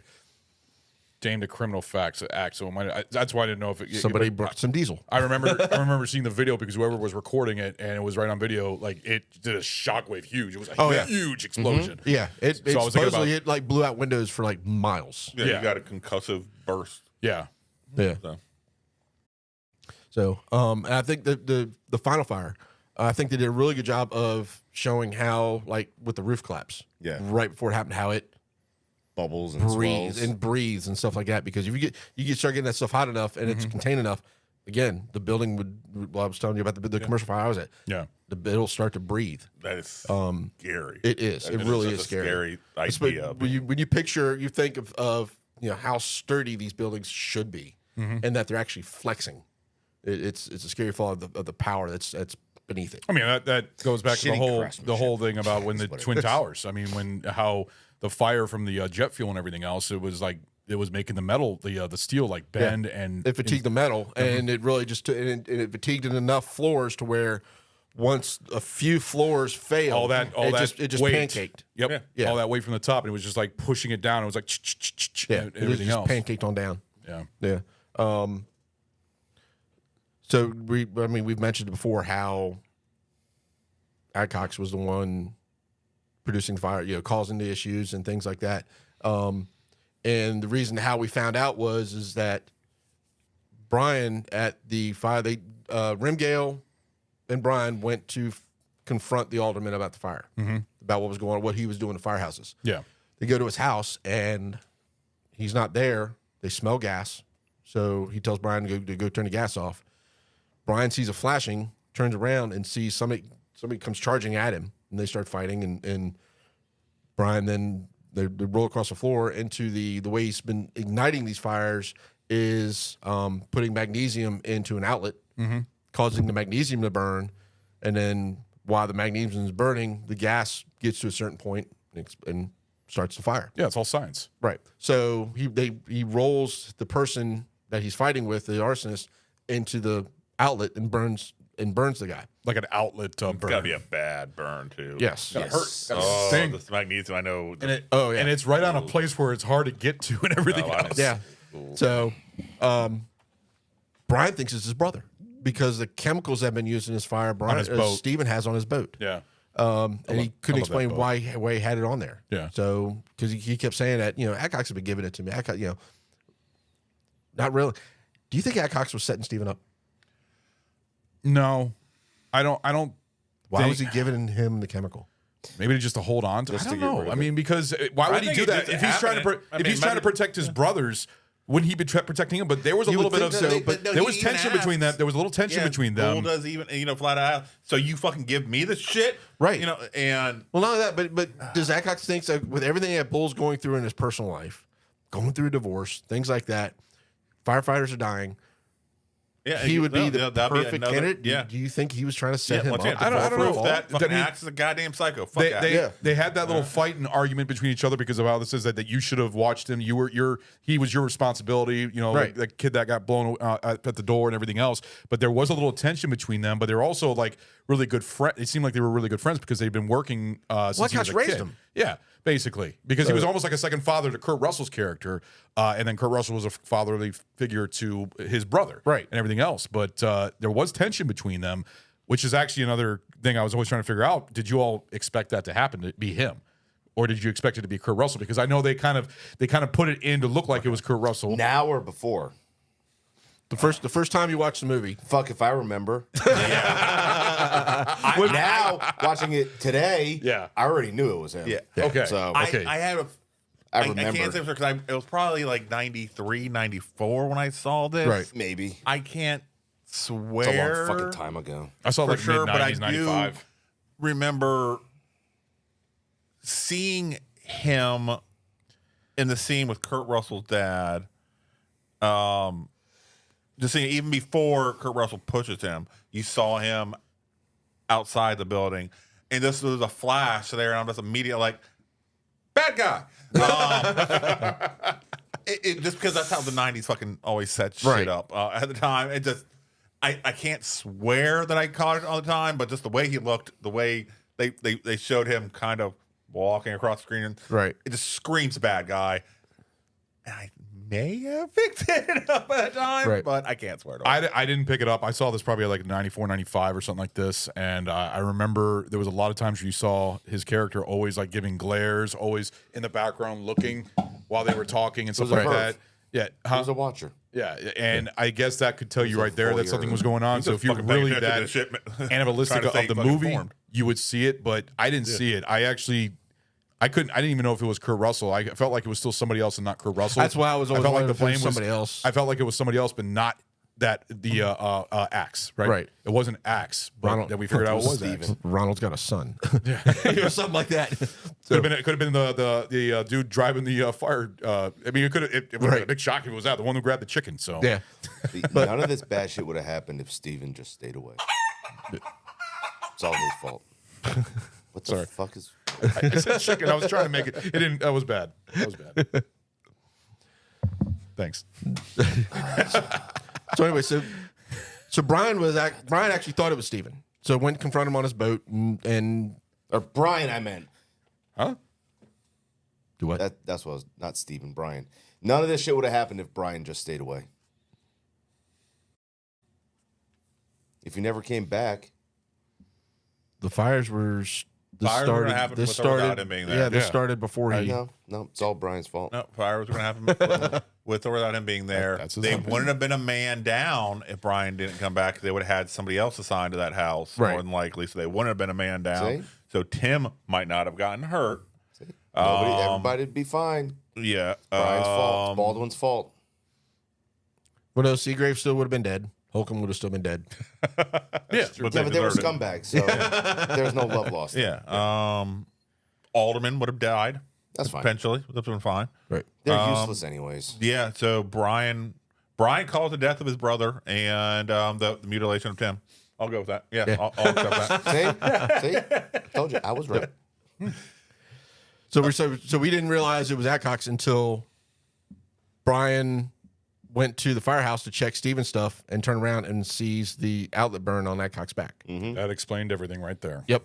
So Steven comes back to the firehouse. He knew. Yep.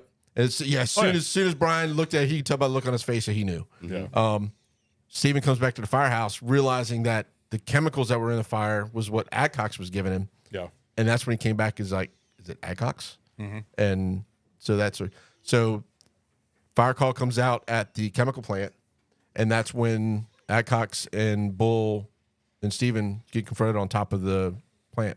You want to go ahead and play that one clip? Pulling the plug! Everybody off the roof now! Christ, Axe. Understand. My cousin Sally used to work in Swayzak's office. She saw the file, Steven. She saw what he did. Him for those chemicals on the boat. I'm trying to explain to you, Steven. You back up! Axe. Somebody had to stop these pricks, Steven. Look at me, Axe. Will you please listen to me? You burned. You didn't see. You're a fireman. When Sally showed me what was in Swayzak's files. I couldn't blame Axe. Files? Should have told you. I should have let you in on it. Let him in on Swayzak and those assholes were closing firehouses. They were getting our friends killed for money. I had to, Steven. I had to do it for the department. Did you do it for Tim, John? That was an accident. Did you start that fire? Jesus Christ, why'd you have to go in there so fucking early? That's why you wanted me to wait. Let me finish Swayzak. No, John, it's over. You're coming shut down. Your dad would fucking puke if he saw how you shit on his department. What would he say about what you're doing, John? Dad died saving my life. Died saving my life, and these people were killing firemen for money. Swayzak. We killed our friends for money. What the fuck would you do? Look, you're his lieutenant, Steven. You've got to handle this.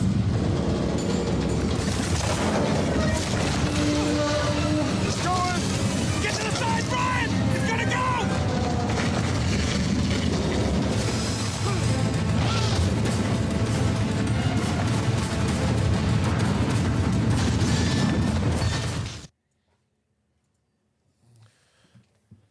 So that pretty much sets up the death of Adcox as they fall through the roof, and I felt sorry for. See, I understand. I know what he was doing. I know what he did was wrong, but he was looking out for his company. He was looking out for his brothers. You know, the fact that they were all being killed, and corporate greed, and everything else. Right. I can't. And the thing is, he was right. He knew he was going to die, and he says, "Let me go," and he dies, and he falls down. I mean, he starts hitting fucking metal stairs and everything. But the fact is, he died for what he died. But I like I said, I know he's not the villain.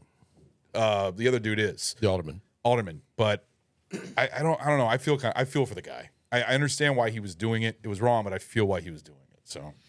But yeah, once again, if he started killing with the fucking alderman, even if none of the other guys got taken out, alderman would have no longer been in a place. Nobody would have been in a place of power to shut down any more fucking firehouses and steer everything. Like he had the power the documents probably would have gotten exposed. Yeah. Also, altogether, he was retarded for not just starting with the fucking alderman. Right. Period. And fuck him. Fuck him. Fuck Brian. Yeah. Mhm. Yeah. Yep. Fuck the Baldwins. Yeah. I agree with Fucking that. Billy. You know? Then later on, his brother would go on and murder a bitch. Right. Shove a gerbil up. No, that was Rustic. fucking- Was it Rustic that or was- Rust? That was Richard Gere. Yeah, that was Richard good Gere. one.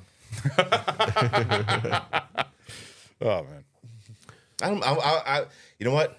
It may have been Greer, but I think a Baldwin may have done it as well.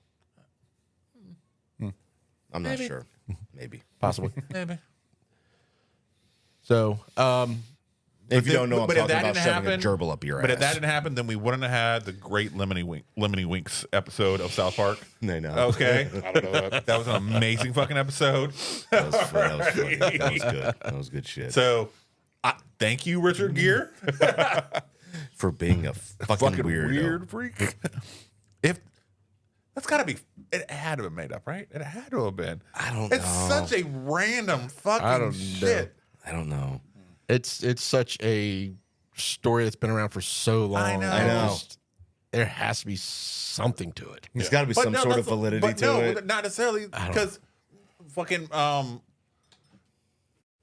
Paul from Wonder Years being Marilyn Manson. All right. Oh God. All right. That fucking rumor. Yes. I remember that shit.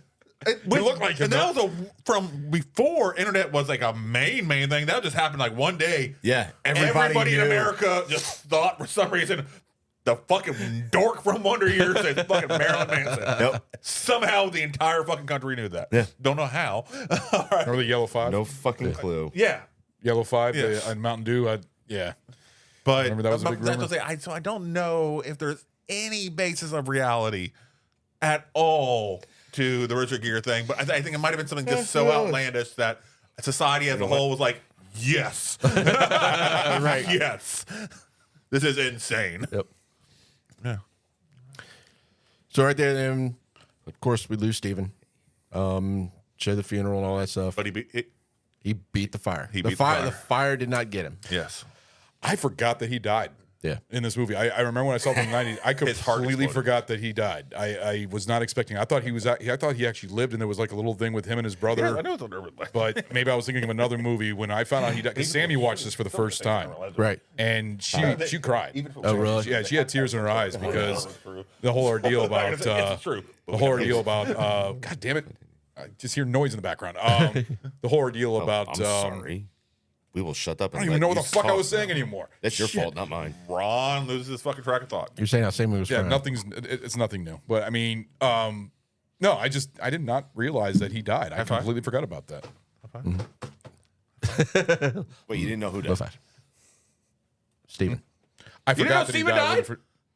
Kurt Russell's character. You didn't know? No, I knew. He died twice. I know.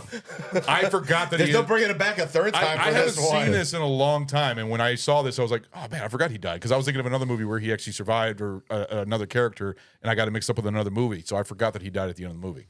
I thought he actually survived in the ambulance, and he was, with crutches or something like that. I completely forgot. Lived happily ever after with his divorcing wife and kid. Yeah. So.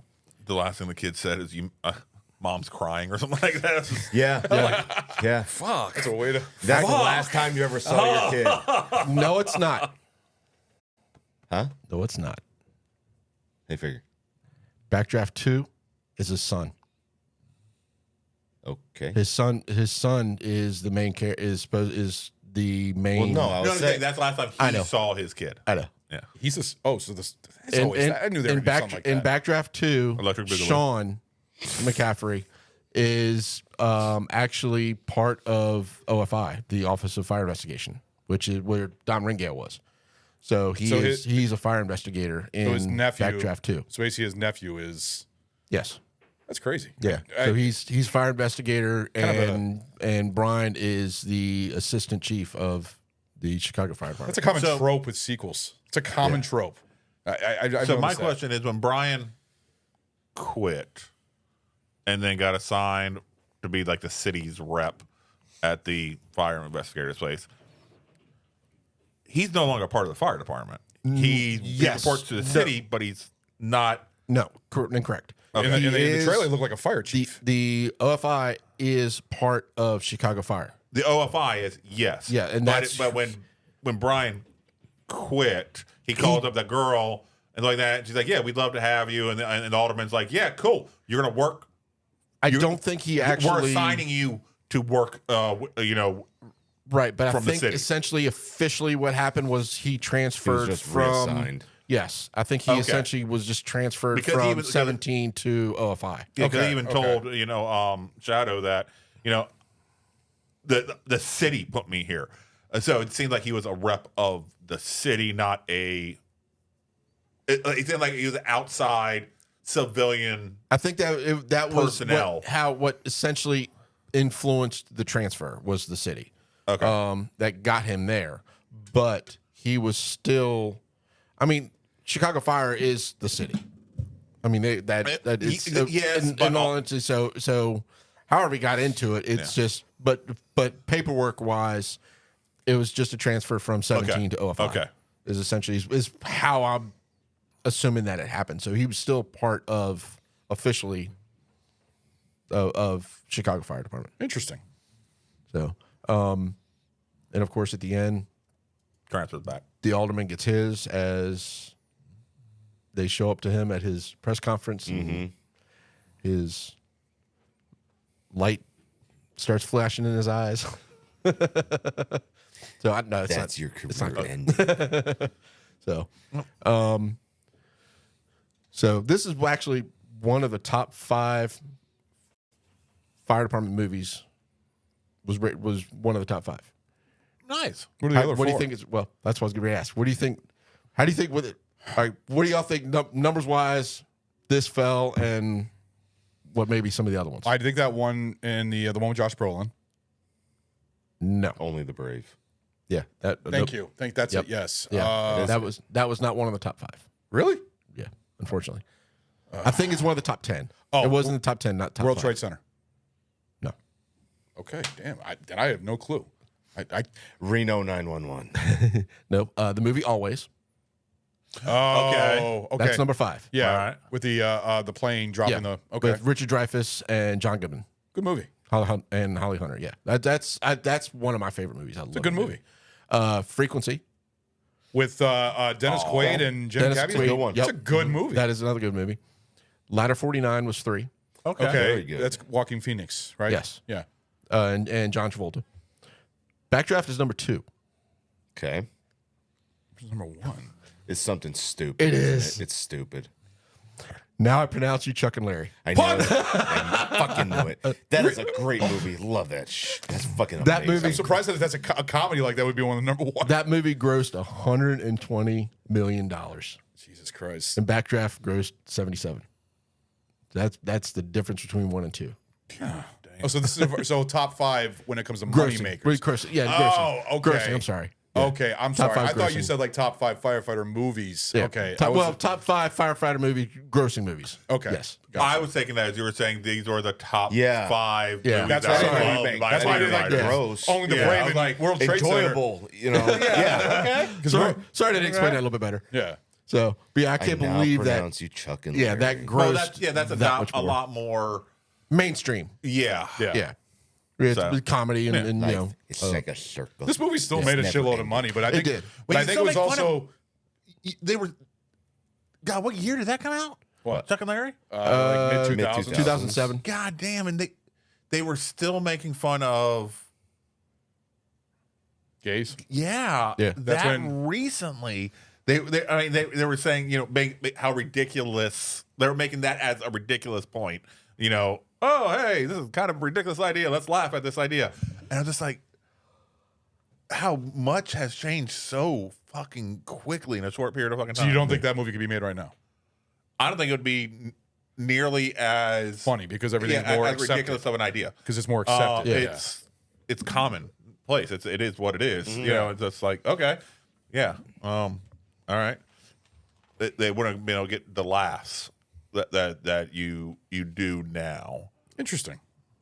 Yeah, like Revenge of the Nerds wouldn't be able to get the same type of laughs that you get now just because of the culture has changed. So That's fucking true. much. Right. Still a great movie. There's certain things that you just It's can't make anymore. outdated. Yeah. It's Well, it's I mean, dated yeah. movie. Yeah. And it's not because it's bad. Well, no, or that anything, one- it's just I mean, well, times have Revenge of the changed. Nerds. Technically, you had rape in it. I know. Yeah. I know. I mean, it's 100%. so, It ain't no technical. It is Yeah. absolutely fucking rape. It didn't have technical. 100%. Right. There was. Just because she ended up being cool with it afterwards. Right, I mean, exactly. that's a fucking dicey thing to roll. Oh man. What favorite scenes? I gotta think about that one. Basically, any alone with fire in it. It just rewatching it anytime. Because I'm doing a lot, especially with the movie that I've seen a handful of times. I'll be on my phone just looking up random stuff or whatever. Just keep my brain occupied. I know I should be 100% dialed in, but fucking ADD. But anytime the fire was on the screen, I was just admiring how beautiful of a job they did while it was rolling and everything like that. So the other question was your favorite character. Your favorite character is the fire. Yeah. I was going to 100%. say. Yeah. And if it's not the fire, it's definitely Donald Sutherland. Yeah. He stole the fucking show to me. Right. I like Kurt Russell's character, Bull. I liked Bull for my character. For my favorite scene, I would say the scene with De Niro and Sutherland. I thought the way that he was waiting inside that room, that the patrol board, not patrol board, what's it called? Parole board. And he was waiting to just say what he wanted to say. Said, and just his acting, Sutherland's acting in that was just amazing. Like he was so creepy, and you know that this Were guy they implying also that Ronald had something to do with the death of his father. Yeah, like it sounded like it. Unless his father killed his dad, and you didn't tell him who's coming, and then he kept referring to the fire as his animal. Right. No, so I think was that implying that that particular fire was his animal. I don't think so. I think it was mainly he put out the fires that you didn't tell him who he was coming to see. I think he just put out the fires that the father put out the fires that he set, and he was a big culprit for most of the fires that he set. I think that's what it was. I don't think he I don't think that particular fire was. I don't know. It's a good. It's kind of like I mean, just that line is. I mean, you didn't tell him who he was coming to see. Yeah, that kind of implies like there's a much deeper connection, and they left it there. And they just like fucking left that hanging there. I was like, no, yeah. That would be kind of a fucked up thing. Day one of the job. Hey, we're gonna go meet the dude who killed your dad. Yep, that's why I didn't tell him. Jesus. Yeah, that's fucking rough. Okay, sorry. So, what about you? I said mine. I know you said yours. Did you say your scene? The big fire scene, their big first fire scene. Okay, in with the the mannequin? in the warehouse At the garment factory? Yeah, With the mannequin. Okay, that one there. Yeah. that one there. The whole scene was beautiful. The way they had the fire going and Right. everything for it, amazing. Yeah. Mine was the next fire where it was the apartment fire where he saved the little boy. And so they go up the stairs and he tells Brian, come in behind me. Yeah. And he drives in. Yeah, Brian freezes, and then all of a sudden he turns around and just that one burst of fire blows him back.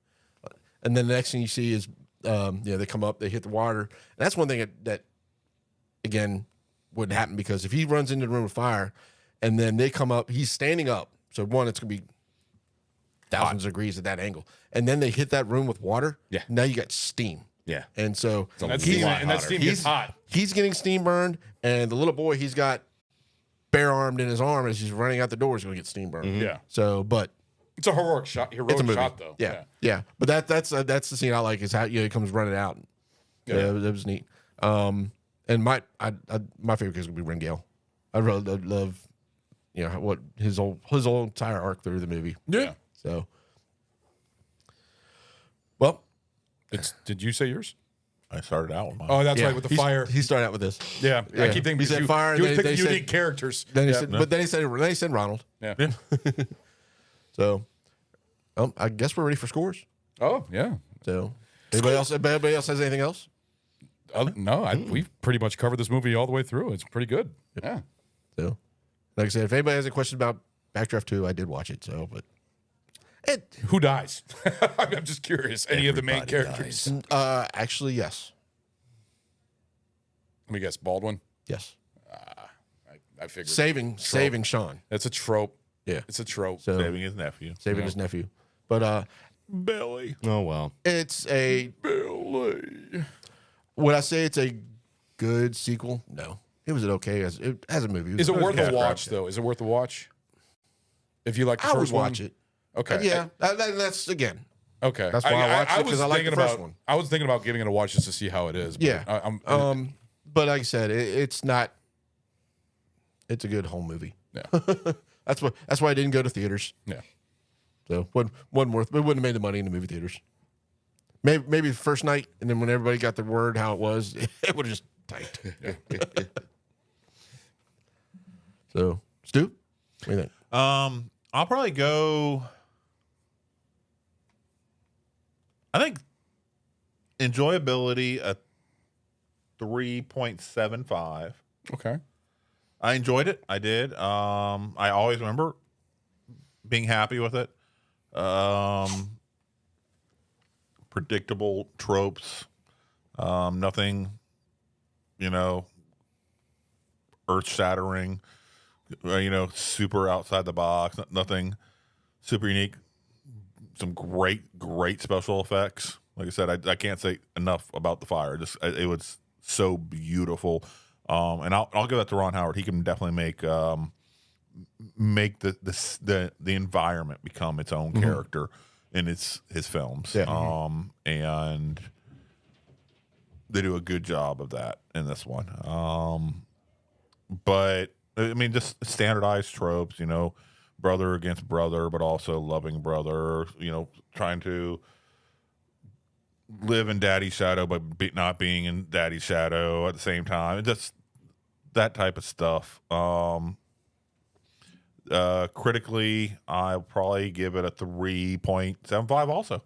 Like I said, just once again, nothing super groundbreaking, super original about it. Some predictability.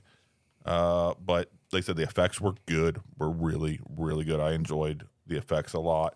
I really enjoyed Donald Sutherland. Shadow was awesome in it. Kurt Russell did good. Baldwin did Baldwin. They're all pretty much interchangeable to me. Yeah. Nothing. One's fatter than the other. Yeah, I mean, there's what is it, like 4 of them? There's Billy, Danny, Alec, Adam. Adam Baldwin. What was the I one? think there's an Adam Baldwin. There's isn't an there? Adam Baldwin. I think Adam. Isn't that the one that was in Nothing But Trouble that got pulled over by John Candy? I think. I know that. I know there was a Baldwin in that. Adam Baldwin is the one that's in Firefly. Yeah. That's Adam. Yep. Adam is the one that does a lot of like military. He was in Independence Day. He was That's a Baldwin? Yes, the one who he was in the uniform and he shot the window out. Yeah. That's He's Adam a Baldwin. Baldwin? I That's didn't know Adam that. Baldwin. He's the ugliest of the Baldwins. He's not a brother. I think he's a cousin. Okay, he has to be because he doesn't look anything like him. Yeah. They're part of. Yeah, They're I all the I fucking believe same. he's I a don't cousin. care. They're all the Baldwins. Yeah, but they're all the Baldwins. I don't give a fuck. What's the one All that's right, in they're Nothing all But the Trouble? Baldwins. There's a Baldwin in Nothing But Trouble. It's not this one. But either way, Is that Steven? Steven Baldwin? The goofy one that was also in... No, that was in Biodome. Yeah. That's Yes. a different one. Yeah. He's the one who was in Biodome. they're all the. He fucking is not fucking related to them. I believe he's a cousin. Are you saying that like you're correcting him, or doesn't out of look- shock? He doesn't look like them. He does. The fuck he does. No, bullshit. You cannot see that. No. You cannot see him being related to, especially Alex the fat one, right? Yeah. Okay, there's 4 Baldwins because Danny Baldwin is one that's in Nothing But Trouble. This is which Baldwin is this? Daniel's the fat one. Yeah. Okay. He was also Yeah, he was so also Danny in The Sopranos. And him look similar. I think of all the Baldwins, Danny and him look the most related. Yeah, but the guy that's in Independence Day and Firefly, I can't So see him yeah, as a Stephen Baldwin, Danny Baldwin, Adam Baldwin, Alec Baldwin, William Baldwin. Who's Biodome Baldwin? That's Billy Baldwin. No, that's Danny Baldwin, I think. No, Danny Baldwin is the one that's in Nothing But Trouble. Oh, okay. There's a distance relationship. He is a he's a distant relation. distantly related to the Baldwin brothers. I had no fucking clue about that. I didn't know that was cousin. Yeah. So they share ancestry that dates back to England in the 1600s. However, the Baldwin brothers are from Long Island, and Adam is from Chicago. Well, I'm sorry. They still look. So, Alec Baldwin is I don't almost- see I any see it. sort of fucking I resemblance, see it. really. 100%. But in between him and Depends. I think maybe depending on which Baldwin. Yeah, but between him and the fat Baldwin, they look. Alec, Daniel, William, They and look- Steven. And which Baldwin is this? Related. This is Steve Baldwin? No. No, this is Billy Baldwin. This is William Baldwin. William Baldwin. William or Billy, Billy. depending So Bill- on so what there's- year it is. Yeah. What he's going by. So there's Billy, Danny, Alec, and Steven. Steven is the biodome, right? Yes. Sure. Yeah. The Goofy one. the usual suspects, Baldwin. Yeah. Okay. And then I'm sure there's like a Frank and a George somewhere in there, and Frank Sloan. Yeah. So, but either way, all the Baldwins are basically interchangeable to me. None of them are great actors. None of them are horrible actors. I know you either. said this in Hunt for the Red October. Yeah. I remember you saying that. The Baldwin plays a Baldwin. They're there. Yeah. They're there. The guy who played Axe, I've seen him in a million fucking things. Scott Glenn. Scott Glenn. There you go. Yeah, he was in I like Silence him. of the Lambs. Yeah. I like him. I do. Yeah. Not enough to carry a film on his own, but enough to be a strong support. And so, like I said, so there's pluses and minuses in this one, but overall, I think it's a well done film, and I do suggest people seeing it. Okay. Yeah. It's weird how we keep pushing the analogy between Donald and Lecter. How they seem to be alike. Mhm. I was Yeah. wondering if they one took the other. Yeah, depending. Both movies came out in '91. That's funny. So it's like, how did? So I was that like, didn't work out. No, neither one could like work off the other. Like, Yeah. oh, I kind of took my But I inspiration feel off like of. That's funny. They both came out in '91. Going to a bad guy to get into the understanding of a different bad guy's mind is a trope that's been around. The way that he carried the character. Well, Silence of the Lambs. kind of- Silence of the Lambs isn't the first one to do that because Manhunter also starred Hannibal Lecter, which was Billy Cox, who played Hannibal Lecter in that, and that was in the '80s, late '80s. So it was the same type of scene where it was basically based off the Red Dragon story. Manhunter is a movie of Red Dragon. But to me, the way that Sutherland portrayed Donald, seemed really close to how Hannibal Lecter act. Hopkins portrayed Lecter. I disagree. I think they both, like, Sutherland leaned more into the joyousness, The pleasure side the absolute giddiness almost of but- the character, and versus Lecter was more a portrayal of the psychopathy, the insanity, but also the brutal intelligence. Yes, but there is behind it, and But I think the difference also had to do with what was being portrayed between an arsonist and a serial killer. That's not- and but I think that kind of was they both creating the lean difference. into the different emotional aspects that are tied in with their character, but in completely different emotional groundings. But they did have a same thing where they both asked for like a payment for. I will tell you this if you tell me this story. Quid pro Hannibal quo. Lecter, did that in, and they did that in this. That's what they're going to do. No matter Do you think that's a trope? what. I think anybody that you go into any fucking movie that they go in to talk to a bad guy who is in jail, whatever, they're going to ask for some sort of payment for any information they give you. That's just common sense. You have something You're right. other people want. Okay.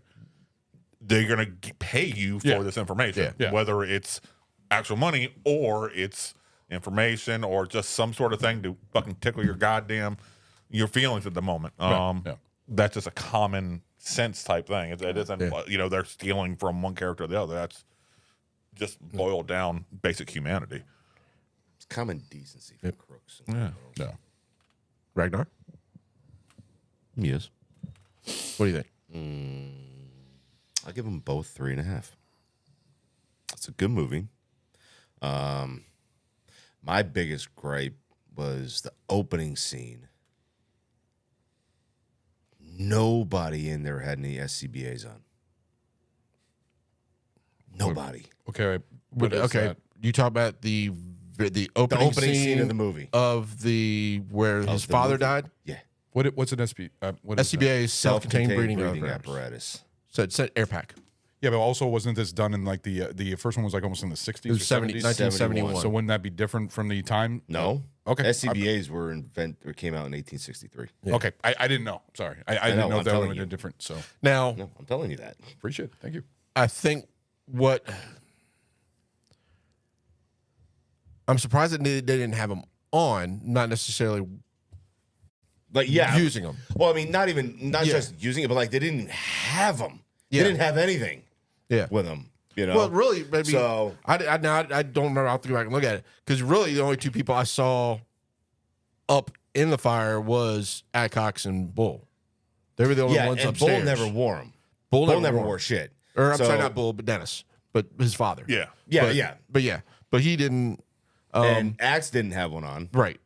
You know, but I didn't know. Nobody else had any on. Yeah, I didn't notice anything about the on the lower level what they were wearing. Like that part there irked me. Yeah. From the get go of it.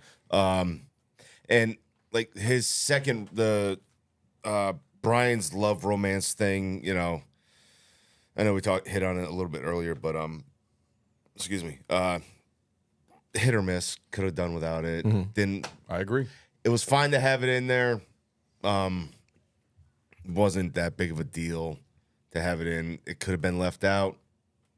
And I don't think it would have changed anything in the story. Right, it was just extra screen time. The effects were very, very good for that time frame for 91, the way they did everything in there.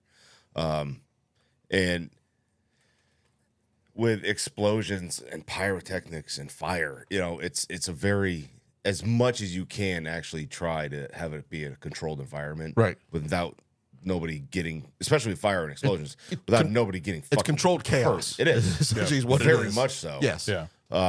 You know, I think they did a very, very good job with that.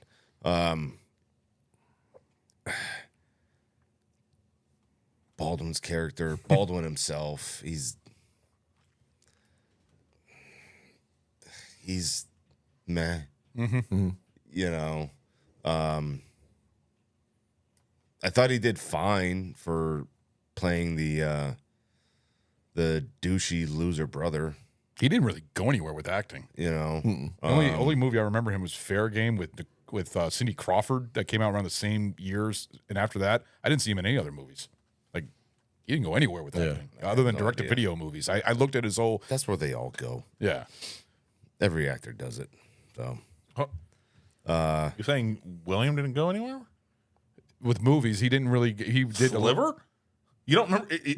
In the 90s and stuff like that. But I'm talking on till then, it was mainly direct-to-video. There was mainly not any really big hitters, heavy hitters or anything like that. I think he was trying to be the new action star with Fair Game, and that movie sucked with Cindy Crawford. And then it just didn't really. He didn't really go anywhere compared to the other Baldwins. So, well, I feel like only what was it, Alec Baldwin really was the only one who really went anywhere of all of them. What's the Biodome one didn't really... Steven, he didn't really go anywhere. He was early 90s, Usual Suspects, and Biodome, and that's all I really remember him from. I don't remember him in any other movies after that either. I mean, Alec is really the highest of all of them, so...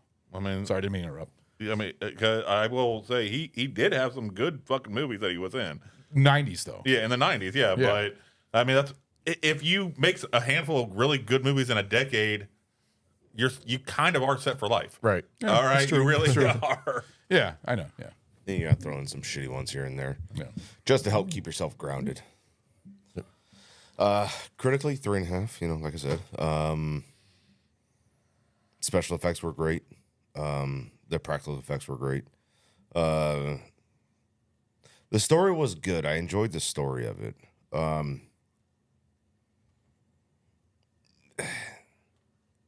Like Stu said earlier, he could have just killed the alderman right away. Right. You know, and avoided everything else. But then, you know, we'd have like a 5-minute movie. Right. Yeah. And it wouldn't be about firefighters. Yeah. Really. It'd be more of a murder mystery. It's fucking 23 years old, so I don't know why the fuck you would never have seen this.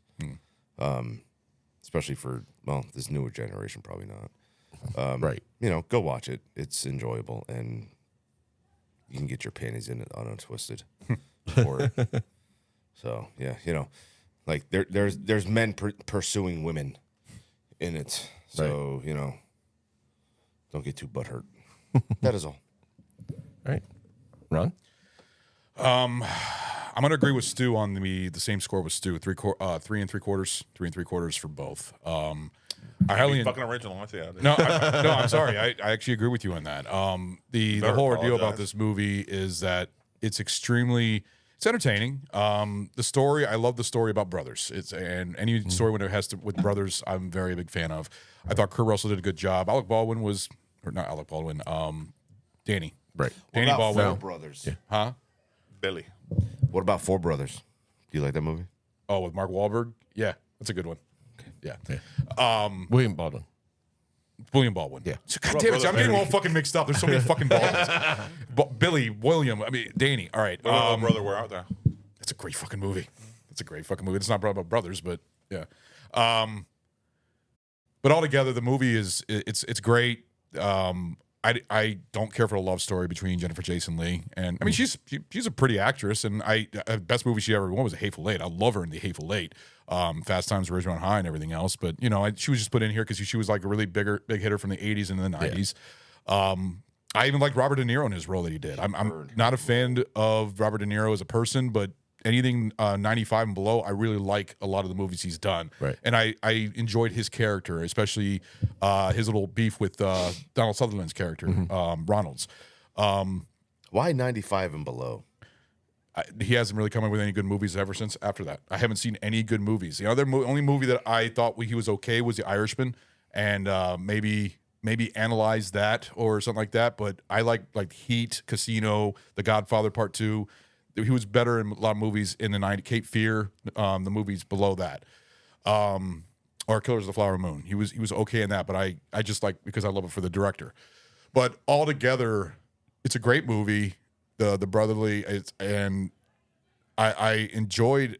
The special effects were amazing. I was very shocked for being 91 that, because CGI wasn't there yet, and how the fact that it was all very practical effects.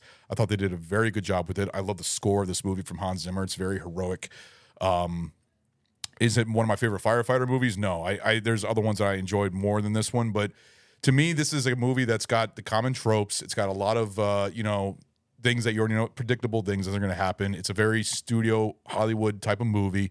When it comes to Ron Howard, he does a great job. I still think his masterpiece is Apollo 13. That will always be my favorite of Ron Howard. But this one, he did a good job with it. It's a fun, entertaining movie. It's a great, it does a good portrayal of firefighters, even though there's non-realistic things here and there. But I like it how they turn it into like a mystery, trying to figure out who the killer is and what's going on with that. It's really cool how they put that into the whole firefighter story and showing the whole life of a firefighter and everything. It was good. Like I said, it's not perfect, but it's not bad. It's good. It's entertaining, and I highly recommend it. If anybody's never seen it, go fucking see it. It's worth a watch. You might enjoy it, you might not, but it's a good movie. So yeah, if you don't enjoy it, fuck off. Yeah, right. No, this is one of my favorite movies. And you can probably tell why. Yeah, because you really love the Baldwins. Yeah. Oh, Billy. But no, it's the effects that Ron Howard pulls off is just for 91 is just phenomenal. Yeah. Yeah, like I said earlier, some of the stuff is unrealistic, but I understand why he had to do certain things is because you've got to be able to see what's going on. Yeah. It's and it's cool to get your input on the movie. It's a visual medium. If you can't see, if all you see is smoke, and it's like where'd everybody go? It's not fun. And it's great to get the input on the movie from you being a firefighter. Yeah. So that's really cool to have your input on that. Yep. So and so critical. I'm just, and this is mostly because of effects. I'm gonna give it a 4. Okay. It's phenomenal what he was able to get away with, or not get away with, but what he was able to achieve. Yeah.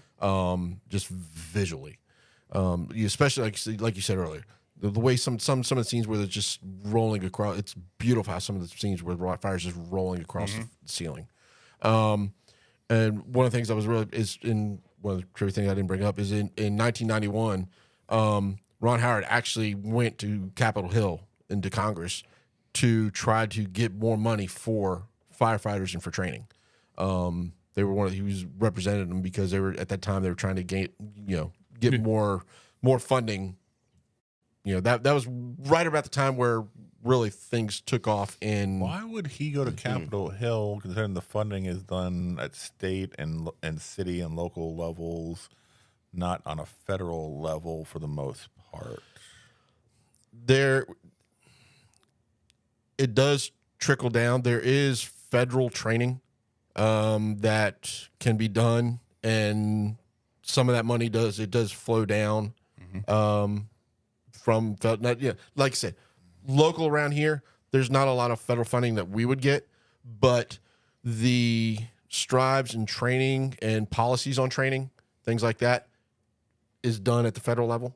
Okay. Like I said, the NFPA, that's a federal department, and so having to strive to get more funding that to help better improve methods, techniques, gear. A lot of that, the testing and stuff like that is done at the federal level. Okay. Especially with federal departments. Okay. Federal firefighters and things like that. A lot of the stuff is, that we see happens up there first. Right. So it's kind of how it's just, it's not necessarily getting money here, Fredericksburg, Stafford, things like that. Yeah. But ultimately, any strives in training and gear, stuff like that, does trickle down eventually and help smaller departments. Okay. So that's kind of where that comes from. Interesting. So enjoyment. I'm gonna give it. I'm gonna actually say 4 1/4. Like I said, Good. I love the movie. Is there problems with it? Yes, but the enjoyment I get from it I can overcome it. Yeah. So no, it's I really enjoyed. It's been a while since I've had a chance to watch it, so I enjoyed being able to go back and watch it again for this. I've actually since I watched it the first time 2 weeks ago. Not the first time, but since we decided but getting ready for tonight, I think I've watched it 4 times in the past 2 weeks. Nice. Oh wow! Just trying to, that's awesome. See everything and get So I'm not coming here saying what happened here, what happened here, what happened here. So I just understood and watched it and then taking notes and stuff like that. So yeah, so the first time I watched it, I was like, I remember this. Okay. And then the second time I was like, okay, I got notes here. Third time I was like, what did I miss? Right? I'm like slacker ass. Yeah. I'll be honest with you. I don't have as good give him time. We're just coming to freestyle. Give him time. Well, I remember kind of saying it once. Well, and no, I didn't want to come here for my first time hosting a movie and be like, okay, I'm done after 30 minutes. I want to make sure I could fill some time. So you've done a great job. But no, I'm going to be honest with you. For your first hosting gig, great fucking job. And all the shit Ron was talking, before this about you. Woo. I'm glad that's why my ears were burning. Damn, shit. He was Fuck you, Ron. Typical Ron. I gave him. I'm very impressed. You're stumbling a lot. I am not stumbling. Shut the fuck up. No, you shut the fuck up. God damn it! You fuck. Always making me the bad I don't want guy. to tell you. I think everything will be fine. Everything will be good. What did I say? Anything like that? Okay. No, whatever. No, great job. So yeah. So now I got 2 weeks to get ready for this one. I only have a week to get ready for the next one, so don't expect next week. Next time. The next one is I expected compared to this one. You've had plenty of time to be ready for both of them. Yeah. Actually, you've chosen to only give yourself a Actually, I week. think I've already watched the other one twice. There you go. Already? Damn. Yeah. See, well, that's the next hosting gig for Adam here is Silent Night, Deadly Night, the first Christmas episode of December for us. So that's going to be a fun one because we've been trying to knock that one out for years, and the fact that Adam went ahead and took the reins for that, it's gonna be fun. I'm curious how everybody's gonna enjoy that one. We're still trying to figure out the drink for that one. I came up with an. You can do anything Christmas-like. You don't have to do something that relates to the movie. It's Christmas. You can do a Christmas drink. I did find something related to the movie, but Cool. Anna was like, no. So I was like, okay, so Well, that sucks. we'll have to figure that out. So we're still working on that. So she's the one that helps me figure the drinks out because she knows more about it. Did than a I great do. job with She did a this good one. job with this. It was good. Yeah, like I said, she did knocked it out of the park with this one. Yeah. Especially if it was kind of a last minute fucking Yeah, it was. It situation. literally was. It was I like, know because you kept talking about that beer, and I was like, oh, we're going to be doing a beer again. It's been a while. And then you said, we didn't get the beer. I'm like, oh, so you're doing a cocktail. Okay. And it turned out that the cocktail turned out really good. Yeah. But no, we were at Saturday we went to Maltese. Yeah, I think it was on Saturday. Yeah. We went there and we're like, damn it. I mean, we got a flight of beer and all that. I'll try all the different ones. And there was a couple of them that were pretty good. And then we're like, so, can we get a growler or what can we do? And they're like, no. No beer for you. What? I mean, we can't take anything home. They got, not yet. Like, That sucked. bucket. Oh, well. But we are a brewery. Come on now. Right, exactly. Well, Adam, great job hosting this. This was a fun thank you. episode You doing did good. Backdraft. Appreciate it. Make sure you guys subscribe to us on YouTube and ring-a-ling, that ding-a-ling to be notified when we drop new shit. yes, and also make sure to check out Barrel Aged Chicks. They do Why a you great always laughing fucking at that show. shit? Because it's funny. It is funny. Make sure to check out Barrel Aged Chicks. They're an amazing show. They cover a lot of things, the girl's perspective, and also their FMKs are hilarious. And then also follow us on YouTube, Instagram. We're also on X and everything. And Who's going to give it to you? What was that? X going to give it to you. X going to give it to you. Yeah. Background. But anyways, that's the end of our episode. So we will see you guys for our last episode of November, which is Thanksgiving. And then on to Christmas. Later, guys. Yep. Thank you. See you. Later. Great job, Adam. Thank you very much. Awesome. Thank you for listening to Barrel Age Flicks. If you like our show, please leave a 5-star rating on Apple Podcasts and Spotify. Guys, this helps out enormously. Give us a follow on Instagram at Barrel Age Flicks Podcast. If you would like to send us a special film request, please contact us via Instagram and we will give you a personal shout out on the show. We are also on Facebook and Twitter. Our podcast is available on Apple Podcasts. We are officially also on YouTube in video form. And also Buzzsprout, Google Podcasts, Audible, Pocket Cast, Spotify, Castbox, iHeartRadio, and Pandora. Make sure you check out Barrel Aged Chicks, our spin-off show where you get the girl's perspective. Subscribe to our Patreon for uncut video and early access to our podcast. Special thanks to Carl Casey at White Bat Audio on YouTube for his awesome music. This guy fucking rocks. Check him out. Want to give a shout out to Sammy, one of our guest hosts on the show who does our amazing album artwork. Thank you, Sammy. Hope you join us for our next episode. Later, guys.